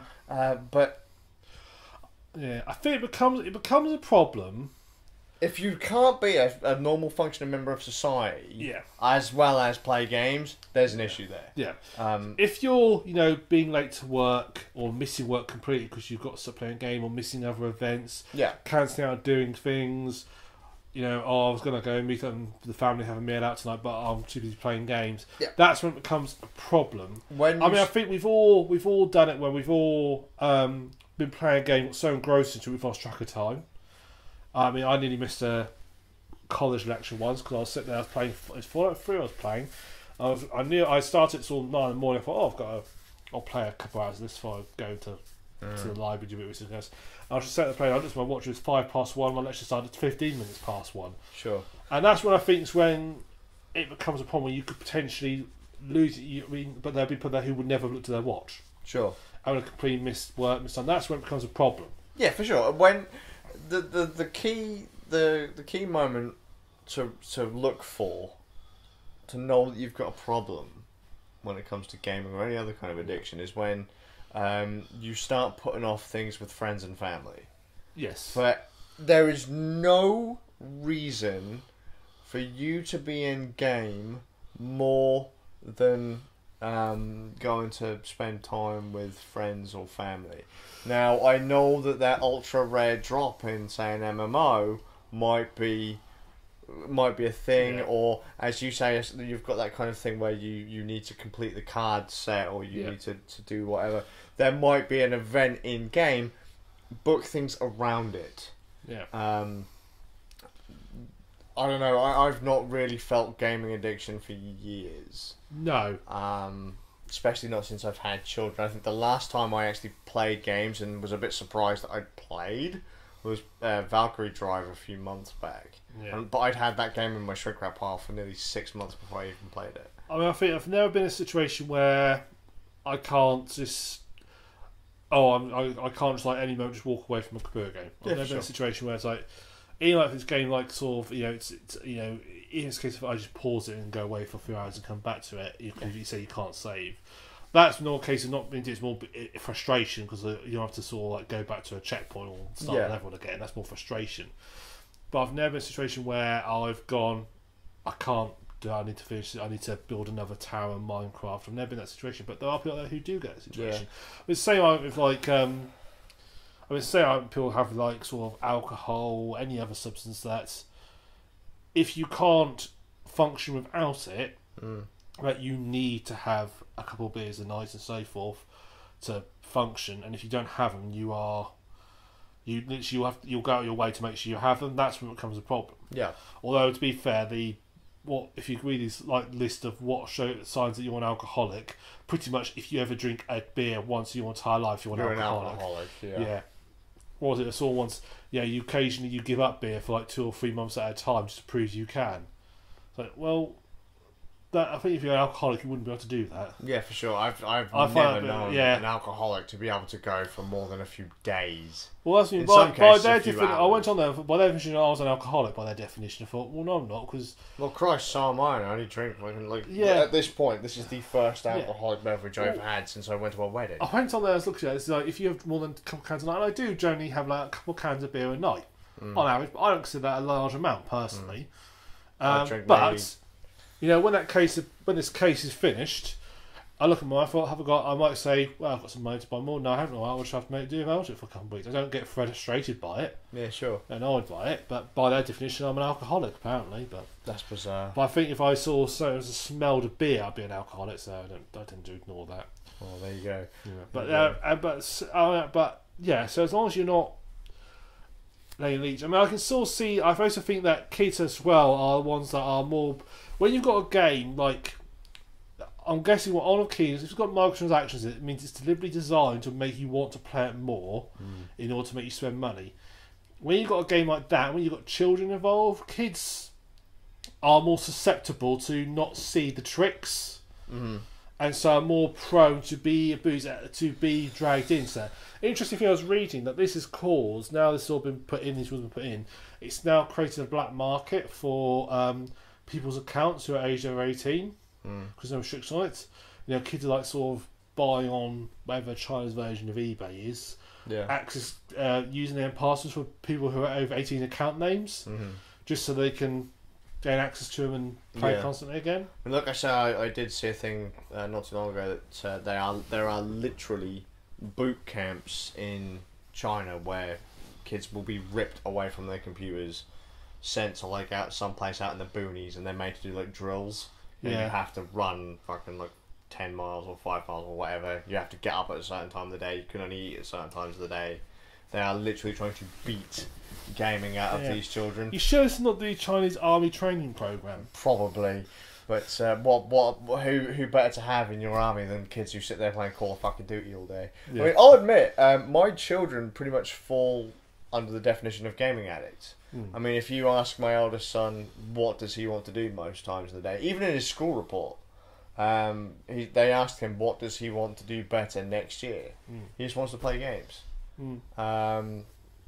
My youngest son has said that he will ask you most days, can we play some Minecraft tonight? But they will more than happily do other things if given the option. I think it's also there's also an appearance tied to it as well. So in the case of if someone writes in their report that all I want to do is play games all evening, people go, really, play games all evening? If they read in their report all I want to do every evening is go out and play football, not a problem. They would say, oh, that's right, it's getting out, it's sports. I mean, there was an advert, I think it was some NHS did this advert, and they show a child sat on a chair with a control in their hands playing a game. It's something like, do you not want your children to go outside and do something? And it's like all they have put was someone said all they have to do is all the adverts were based on playing games or watching TV. They could just as easily put an advert of the child reading a book sat on a chair. Same thing. They just sat there doing nothing. In the grand scheme, sure, yeah. Or they could have been like sit there painting a picture sat on the chair. Same thing, but they wouldn't do that because they're considered wholesome activities. reading. If someone was reading, 4 or 5 books a week, people wouldn't bat an eyelid at that, thinking, "Oh, that's great, you'll be a bookworm." They would certainly respect it in a way. But if you say, "Yeah, I can play about 4 or 5 games a week," people will go and think. No, I think the attitude is changing a bit because as sort of the older generation who didn't play games are dying off, bit by bit, I think the attitude is changing a bit. And particularly one sort of. I'm not entirely sure. I mean, my parents had no problem with me playing video games 24/7. No. Me and my friends. However, my in-laws have massive problems with me playing games full stop. And up until recently had quite a problem with my children playing games. I say it's a generation thing, I think. I mean, you're obviously... In every generation, there'll be people who are one way or the other. Although I think it's in general statement. So your parents are different to what... But a lot of parents would have thought kids playing games all day long would have been a bad thing. Well, I'm going to be honest. I'm not entirely pleased that my 2 kids play as many games as they want. But it's what they want to do. Yeah. If they say to me, "Dad, can I play XYZ game or shoot up fucking heroin?" I'll say, "Right, games." I played games all my life. I've not been arrested or whatever like that. So I don't see any real problem with it. As I say, it's only really a problem when you start getting aggro when you're told you can't do it. Yeah. Some people will do. Is it as you say, like reading a book is playing games any different than reading books? Most kids, right? Sorry, your dog's just coming lit up. It's just amusing me. Yeah, bless him. Careful, mate. Oh, careful. Hello, mate. I'm gonna knock the laptop over and give Nick more editing. Can you get his hands off him, please? Come here, you fucking giant. Oh, I'm sorry. Everybody's been blinded. It's There you lovely. go. Good boy. Just make sure you shine at the camera a little bit for everybody. Actually, we could set it up for lighting, couldn't we? Because we are a bit dark here. That's better. Bright. I'm burning. Yeah. Hey, Johnny. Hello, hon. He's like, what's he making that noise for? Hello, pod dog. Wait, what's this? Is it off? It is off. What's he talking about? What is your mother talking about? Like, of course, dog addiction is perfectly fine. Yeah, perfectly fine. God, what was I going to say? Where you were talking about the, if kids are going out and playing sports and stuff. No, I'm back to 9. Well, let's be fucking honest. In this day and age, I was talking to DeWald again. He's, I might as well just get DeWald in on a podcast at some point. Every time I talk to DeWald, he's always talking about some bollocks he's read in the news that makes him fear for his child's safety. Oh, he's one of those parents, is he? And he's like, "Oh, mate, such and such is happening. It makes me fucking so worried about my daughter's future." And I was like, "Yeah, we all worry about our children's future, but this shit." Well, yeah, 'cause you haven't got kids, but like it's but it's so much more violent these days, and there are so many more kiddie fiddlers and that out there. That's not true, though. But that's what I said to him. I was like, "It's just more publicised now." Yeah. I was like, there were fucking murders constantly through our childhood. The global rate of murder has only gone down. It's never gone up. It's only gone down. But like, how many children do you see running around playing on the streets these days? When I was a kid, you'd go out, you'd play football, you'd race go-karts, you'd ride your bike, all that kind of stuff. Yeah. These days, if you let your kid out front of your house for more than fucking 30 seconds, you're a bad parent. Yeah. And the social will turn up and take your kids away. Yeah.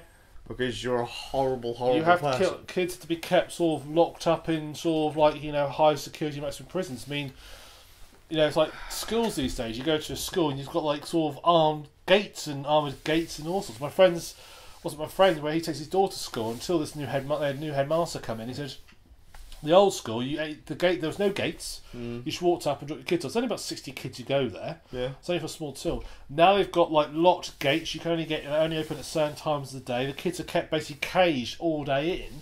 What you're doing though is you're just teaching fear. Yeah. You're teaching them that the outside world's a big, scary place. You mustn't go anywhere near it. You must stay in and be protected. There's a balance between protecting people and it's a bit like all these thing around about you can't take laptops on planes anymore. They can only go in the hold. Do you know how about that? What the fuck? Yeah, you basically, if you have all tablets, anything like this, now it has to go in the hold on a plane. Why? Because apparently someone might be able to fit an explosive from that and take out a plane. Oh, fuck off. There comes a point when the safety measures for you've got to say, what's the odds of this event actually happening? If it's so remote, then you're putting safety measures in for everything. You might as well at this point, I think myself at this point, you might as well say, do you know what? What's the ultimate safe way to fly? Don't. Yep. Just ground all planes, and do you know what? You won't have any more incidents in the sky. Can we just throw out there, common sense is so rare these days, it's basically a superpower. It's health and safety numbnuts are ruining absolutely everything. People are being taught to be scared of everything. Yeah. And it's living in this country. My sister went to get a passport recently. She got to the passport office. She had to go through a metal detector, take all her stuff off, go through a metal detector. For a passport, what self-respecting terrorist is going to bomb a passport? Yeah, there are so many other places I can think that are higher priority targets than the passport office. My local post office is probably fucking higher priority than the passport. Yeah, exactly. Office. Yeah, they've got these Splatoon figurines in there. Exactly. What the fuck? They're going to cause me an inconvenience. I'm then going to get angry and say, get out of my country, which is going to cause a war. Yeah, we are just... There's got a point, you've got to say, do you know what? The risk of this happening is X in a billion. You're far more likely to walk across, what was it? Someone said there, if you look at... let's take terrorism as an example. If as a possible ways of dying, it's so low down the list, you're more likely to die of something like, was it ridiculous? He said they worked out. You're more likely to die like sort of being like headbutted by a donkey or something. Yeah, than die in a terrorist incident. Well, it's true.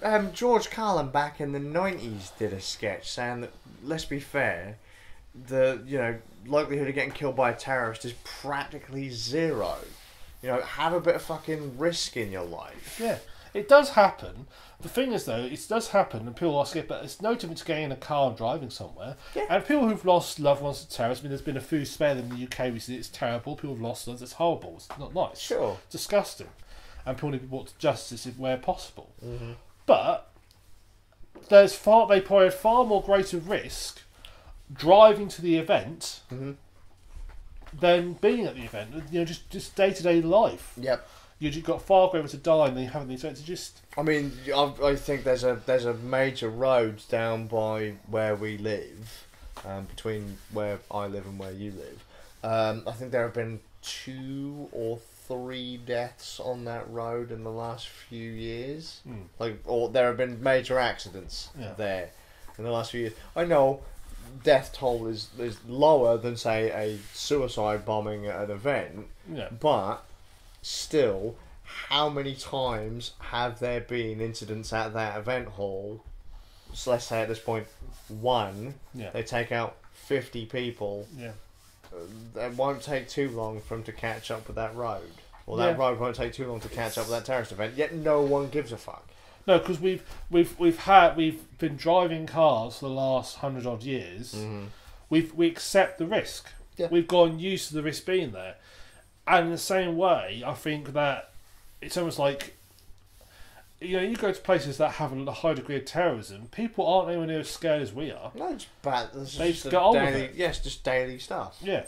Ask all the folks who were around in the wars and that. Life didn't stop because there was a war. Yeah. You still got stuff done. Shit had to get done. We are too risk adverse, and we're going to become a society that's scared. And scare and fear creates a lot of other problems. It creates bigotry. Yes. It creates hatred. Mm-hmm. And you start seeing every person who doesn't look quite like you as a potential threat. Which is absolute bollocks. Exactly. I want to throw out there as well, the increased security, right? The increased security for safety thing that I keep seeing happening for the last, it's been over a decade now. Yeah. But they keep on increasing security and stripping us of our liberties for the sake of safety. It's absolute bollocks. After there was the Manchester bombings, or the Manchester attacks, and then the London attacks, we had an increased police presence in this town. Which is in the arse end of nowhere. Right. We had apparently armed police on our high street. Yeah. And I was like, how many? And they're like, oh yeah, 2 or 3. I was like, okay, 2 or 3 random police officers are going to be able to tell in a crowd of, well, there was about 200-300 people on the street at this point, which one of us are terrorists before something bad happens. Yep. Bollocks. Yep. They will do absolutely nothing other than make wusses feel safer. Yep. They have no... Look, you could be a terrorist, I could be a terrorist. Any fucker out there could want to go around and start stabbing people just for the sheer sake of it. It's horseshit. Same kind of thing with this addiction stuff. It's bollocks. Stop trying to make crap headlines. Yeah. Too much shit ends up in the news. Yep. It's not news. Yep. It's the bad thing, actually. Now we've got all this 24-hour news stuff. I know it's going to sound like a bunch of old men now. But now we've got this 24-hour news cycle. They have to fill it with everything they possibly can. You've got internet news, fill it with everything you can. You know, back in the day, when you had a half-hour news slot on the main channel, you had to pick out the top stuff. And so only the important stuff got reported on. All the sort of silly, pathetic stuff never got reported. All the stuff that was minor never got reported. Yep, but now, it's like any minor incident, journalism is now a sport for amateurs. Anyone with a phone and or like a camera and an internet connection can be a fucking journalist, and it's a joke. Like most things, newspapers and journalism is a two-way street. It's important that they're there in order to report on and hold like your leaders to account, but at the same time, it's now, as you say, a popularity contest, and the quality of this information put out now, it's more important to get a story out than to check it's true. True. You know, you can ring up anyone and say, oh yeah, this has just happened. They're so scared that, like, they're in a fear culture as well. If I rang up The Sun and told them a rubbish story about, I don't know, a suicide bomber just got caught in Lowestoft High Street, sure, they'd be more concerned with getting their story out before the Daily Mail got it out than actually checking to see if it even happened. What was it I saw? It was a really stupid story, but it was like someone had drank something and the child had been hospitalised and died. And it was like this radical story against this brand. But, and this got out everywhere. This was years and years and years ago. But out of nowhere, like I'd found out about it recently, out of nowhere, after doing a bit of fact checking, it turns out that the kid wasn't rushed to hospital. The parents were just concerned that they'd consumed something that was a bit, took him to the hospital. Okay, cool. Kid, perfectly fine the entire way through, not a problem, was then said, yeah, you're fine, off you go. The kid was then reported to have died. Yeah. This thing turned into this massive fuss. Like, it wasn't like parents of child were concerned that they'd consumed something dodgy and got sent and had taken him to hospital. It was kid hospitalised after eating foul substance or whatever. It was like, what the fuck is this? There's been two things that could be. There's a famous one that goes around the news about some kid drinking like some carpet detergent, and it's all like eating away their insides and killing them. But someone pointed out saying, well, if it's strong enough to eat away a child's insides, think what it does to your carpet. Mm-hmm. You know, it'd make him sick and ill, wouldn't kill him, unless he drank a lot of it. Yeah, for sure. But there was an incident a few years ago, literally, because I remember this, there was a product recall on it, where a child supposedly drank oven pride. Mm. You know, stuff that killed him. They can't drink a lot of it, because you'd instantly, as soon as that drops top on your tongue, you'd know. Because that's a strong base. Yeah, for sure. About 13 pH on the scale. It's strong. It is dangerous stuff. Yeah. You know, you wear gloves when you handle it and so forth. Mm-hmm. I can imagine a child getting injured, but I think, and I'm going to say I'm not 100% sure on this because I heard this, but I'm not 100% sure. I think they're transpired because it all got recalled and took back, and also got told to bring it back. I think that transpired that someone had been using it a day and hadn't resealed the bottle. Yeah. So it wasn't actually anything wrong with the. It was basically incorrect use that caused the problem. That caused this massive recall. But that doesn't sell newspapers. No. That doesn't get clicks. That doesn't get views. Exactly. That doesn't make big headlines. Yep. You have to make out there's a problem with the product, not the people using it. It's no one else's fault other than the company that manufactured it. And that fucking infuriates me.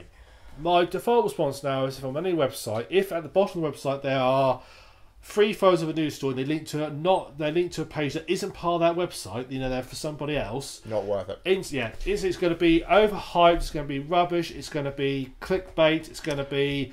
Then whatever site it is, you can see Blackball as say I'm not going to touch it. See, there are a few reputable sites out there who tend to be a bit slower to report, but tend to be more accurate reporting. And I would rather have delayed reports than and accurate than on the ball. BBC is a good example. They are generally hold back report things a bit slower than everybody else, but they tend to be more accurate with their reports. Yep. Compared to say the Sun, the Daily Mail. Yeah, it's the BBC. If the BBC don't fact check, there's a problem. Yeah. If you work for the BBC and you don't fact check and you get caught, you're sacked on the spot. If you're not, and I was in charge, you'd be fucking sacked because that's the reputation of a big company, a big corporation. It's also a publicly funded corporation as well. Mm-hmm. So, anyway, I think we've ranted long enough. Sure. I don't know. Just little things like that really get on my nerves. Gaming addiction, sure, it's a thing, but then there's addictions to absolutely everything. Yeah. Should you be letting your kids play games? Sure, but remember, we do live in a society now where gaming is everywhere, and that if you let your kids breathe anywhere near, the outside of your fucking house, you're a bad parent. So get them set up to the PlayStation. Don't think it's unreasonable to monitor your kids' gaming habits. Like you monitor anything, you monitor their diets, because they're not mature enough to know. I'm not going to let my children go and play Duke Nukem fucking 3D. No. I have no problem though if my son sits there and plays Minecraft for a couple of hours. Yeah, exactly. I'm not going to be one of these dudes that are just like, oh, my son wants this game, I'm going to buy it for him. I'm not that thick. But if my children then decided that they were going to mimic something they saw in a game, I will kill it with fire. Example, that stupid thing with the Nintendo Switch where people were licking the cartridges because they had that substance on it. Yeah. Well, one of my children, within literally 30 seconds of having the Switch, took one of the cartridges, copied something they saw in a YouTube video, and I said, right, YouTube, fuck it, you're banned. And they got really pissed off with me. And I said, well, that's what you get for doing stupid things. You were told, you literally just said to me, you shouldn't put these in your mouth, and then you went and did it. Therefore, you're a fucking idiot. Yeah. You're not... I'm the kind of parent... The child's learnt a far more valuable lesson doing that than if you just grab it and don't lick it. Yeah.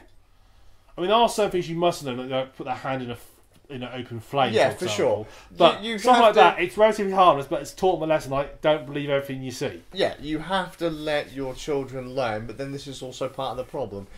Parents are not willing to let their children grow. No. They are not willing to let their children experience life. I mean, I'm pretty sure we've done things that we regret. I'm pretty sure that we've done things that have been really bad fuck-ups in our lives. We've learnt from them and matured because of it. However, we now have a generation of people who think that they're special little snowflakes. And I hate calling people special little snowflakes, but there are so many people out there that think the world owes them something. Yeah. That they have to win. I was horrified to go to my children's sports day event recently. Everyone had to win. Everyone had to have a medal. I was like, what the hell is this? Yeah. When they get out of school, they will lose and they will realise that life is hard. But they wouldn't have developed the coping mechanisms to be able to... What are they going to do? Coping. You're absolutely right. Coping mechanisms. And what you got to ask yourself, what are they going to grow up to be like? If they're taught that everything's dangerous, that's why and not being nasty. That's how you end up people being stupid. Mm-hmm.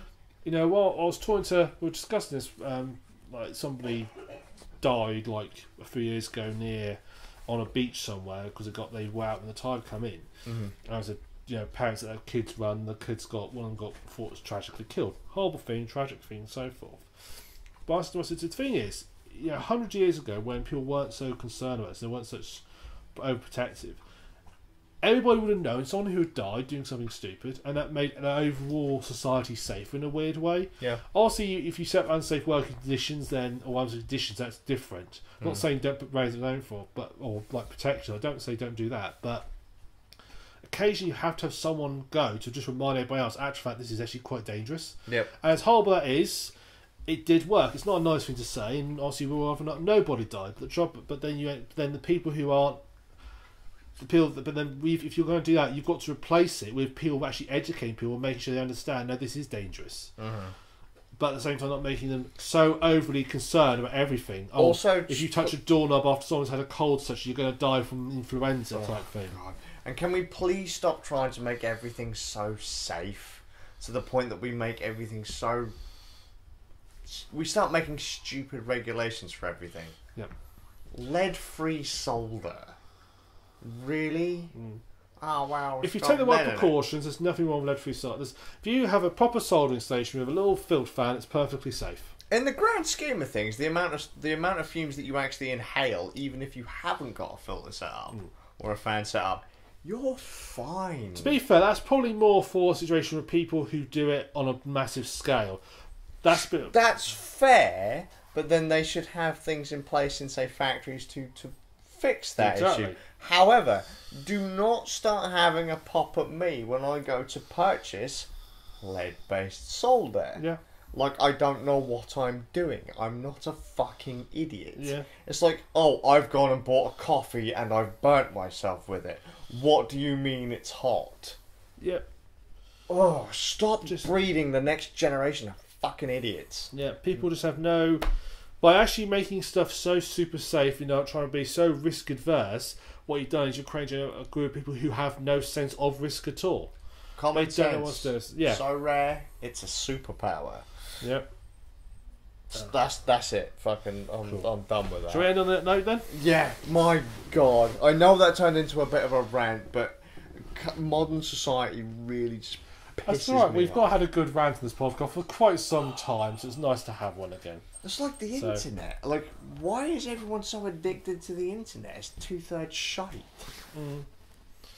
Facebook. Oh, even Facebook is enough to make me want to punch someone in the head. Yeah. Like, Christ. We didn't have it. There was once upon a time we used to survive without all of this stuff. Society moves on. We didn't need it then. We don't need it now. Facebook addiction. Fuck gaming addiction. Facebook addiction. Put limits on how much time. Far more dangerous. And how many people can actually access Facebook. Could you please let that fucking dog into the living room? I will. It's got to reach over for it now. Charlie, mate. You are such a... Charlie, go on. Go on. He can't handle going for more than like 5 minutes without knowing where everyone is. Bless him. Oh. Whoa, your camera's got a focusing thing going on there. Oh, that's cool, isn't it? Yeah. Yeah, it's got a slightly squiffy autofocus. Your camera has focus. My web camera has fixed focus. What's this auto-focusing cameras? That's quite nice. Marvellous. Oh, yeah. Right, so we've had. I think we put the world to rights again. As is normal. You're all fucking wrong, and this is the reason why we're not politicians. Well, we're politicians. Well, there's a couple of reasons actually why we're not politicians. Other than we're not as popular, we don't have as much money, and the fact that we say it how it is. No. Yeah, we wouldn't make it through. I don't think. No. Shall we run for the next election? Shall we just? It only costs £500 to run for an election. Really? Yeah, it's £500. Fuck, mate, I'm there. I mean, you spend that on Steam in a year. Yeah, I've got to cut back my Steam spending so I can run for... Yeah, we could probably... I wonder if we could run as a pair. We could run as Round Nerds. Yeah, so just put it in. Yeah, Round Nerds, independent. Cheap policies would be remove all safety railings. Yeah. I mean, come on. Give people some credit. We're not as stupid as you like to make out. Well, some people are. Only as stupid as people make people stupid. By setting a situation where people are... You make people stupid in a weird way. Yeah. There are always stupid people out there. There will always be people out there who are idiots. No matter what safety precautions you put in there, there'll always be the guy who jams the safety switch on the microwave and switches it on and puts his head in it. Yep. Just to see what happens. There'll always be that person. Just look at like Exhibit A, YouTube.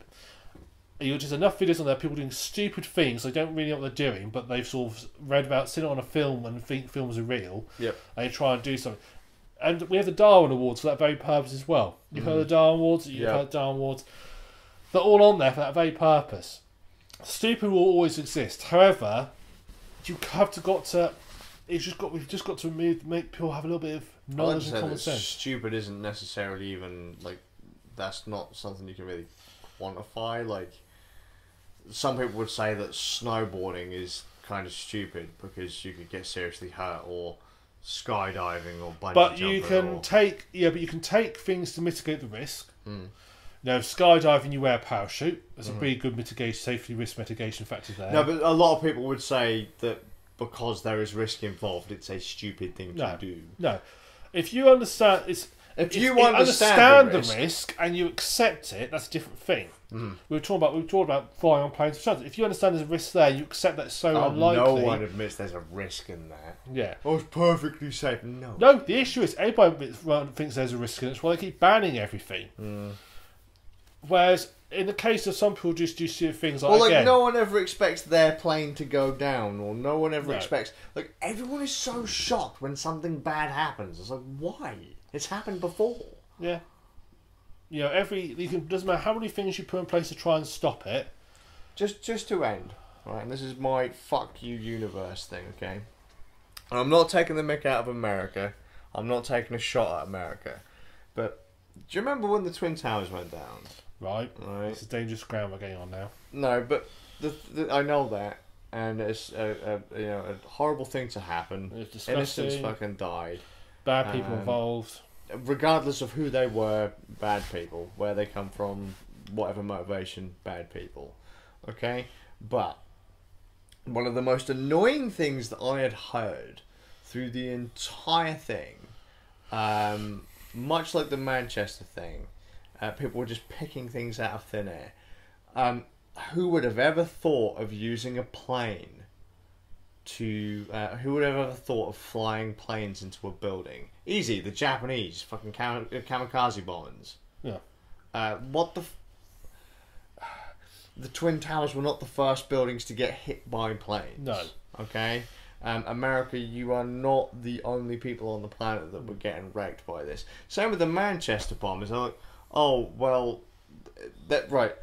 Straight away, Manchester, bombing. There was a bomb went off in Manchester. So apparently, initial reports, they had to tell me that they believed they had a homemade explosive device. Well, they didn't exactly walk in there with Fisher-Price My First Explosive, or the world's most fucking dangerous Chinese party fucking poppers, did they? Although some are quite as powerful. Well, sure, but fucking hell, what did they do? Walk in there as the human party popper? No. And well, in a way. In a way, but... Oh, just please, people, use... I say really stupid things from time to time. All the time. Yeah. But I own it. Stop being such idiots. Use your Swedes. Process things. The world is not against you. The world is nowhere near as dangerous as it used to be. Yeah. Just use some common sense. Be safe when you're out there, but don't go ridiculous. Yeah. Because the common sense, or not the common sense police, the safety police are really, quite literally, ruining everything. And let your kids go out and have fun if they want to. Or if they want They're to go children. Let them have fun. They're only kids once. The fact that a 6-year-old is treated like a teenager these days disgusts me. It's not all about stats and scores and things like that. It's not all about grades. They are children. They will learn what they want and need to learn in future if necessary. Let them be young whilst they're fucking young. Yes. Otherwise you're going to have a bunch of spoiled brat fucking millennial dickheads. Cool. Is that your final thought, Matt? Yes, just... So, final thoughts have dragged on for like the last 12 years. Yeah, that's what I thought we'd probably better to make it. Well, now we put that world to right. There's nothing else to discuss, thankfully. So I hope you've enjoyed us on our new setup. I'm going to have a look on the YouTube. Oh, by the way, we haven't looked at any comments. Comments were playing up, so if you said anything to us, sorry we couldn't read them. Sure. They're just playing up a little bit, so I didn't touch them. And if you have any funny noises, there was a dog involved. Long story. If this setup failed, we'll try and iron out a few bugs, and I'll have a chat with you if you find any issues. I'll have a chat with you about some things you can do to fix it. Yeah. We'll try and use this for a few more streams. If not, we'll go back to the old one. Yep. So we'll see how it came through. Rockin'. So I've been the Suffolk Ram, Scazius, and you're going to get to see our lovely end screen. If I can get rid of this. Oh crap! This is really gone pro. You're actually doing the work now, mate. I know. Do you ever want to do all this stuff? Yeah, there's an issue though because I've got this restart required notification right over the button. And I won't let you click the top bar with it. No. Okay, no, it's alright. This is what I need. What the? It's not letting you click it because they've prioritised the restart now button. What the fuck? Oh, that's amazing. So you're not going to see the end screen because they say no. That is the best design I've seen. What the? Whoever does that as well prioritises notifications over the rest of the interface. You're doing it wrong. What the? Just saying. Oh, I hate that. If a pop-up window comes up and disables the rest of the interface, you fucked it. You should be fired right there. Yeah. Right, that's it. I'm done. Bye. Good luck. Do you want me to pull the internet? I'm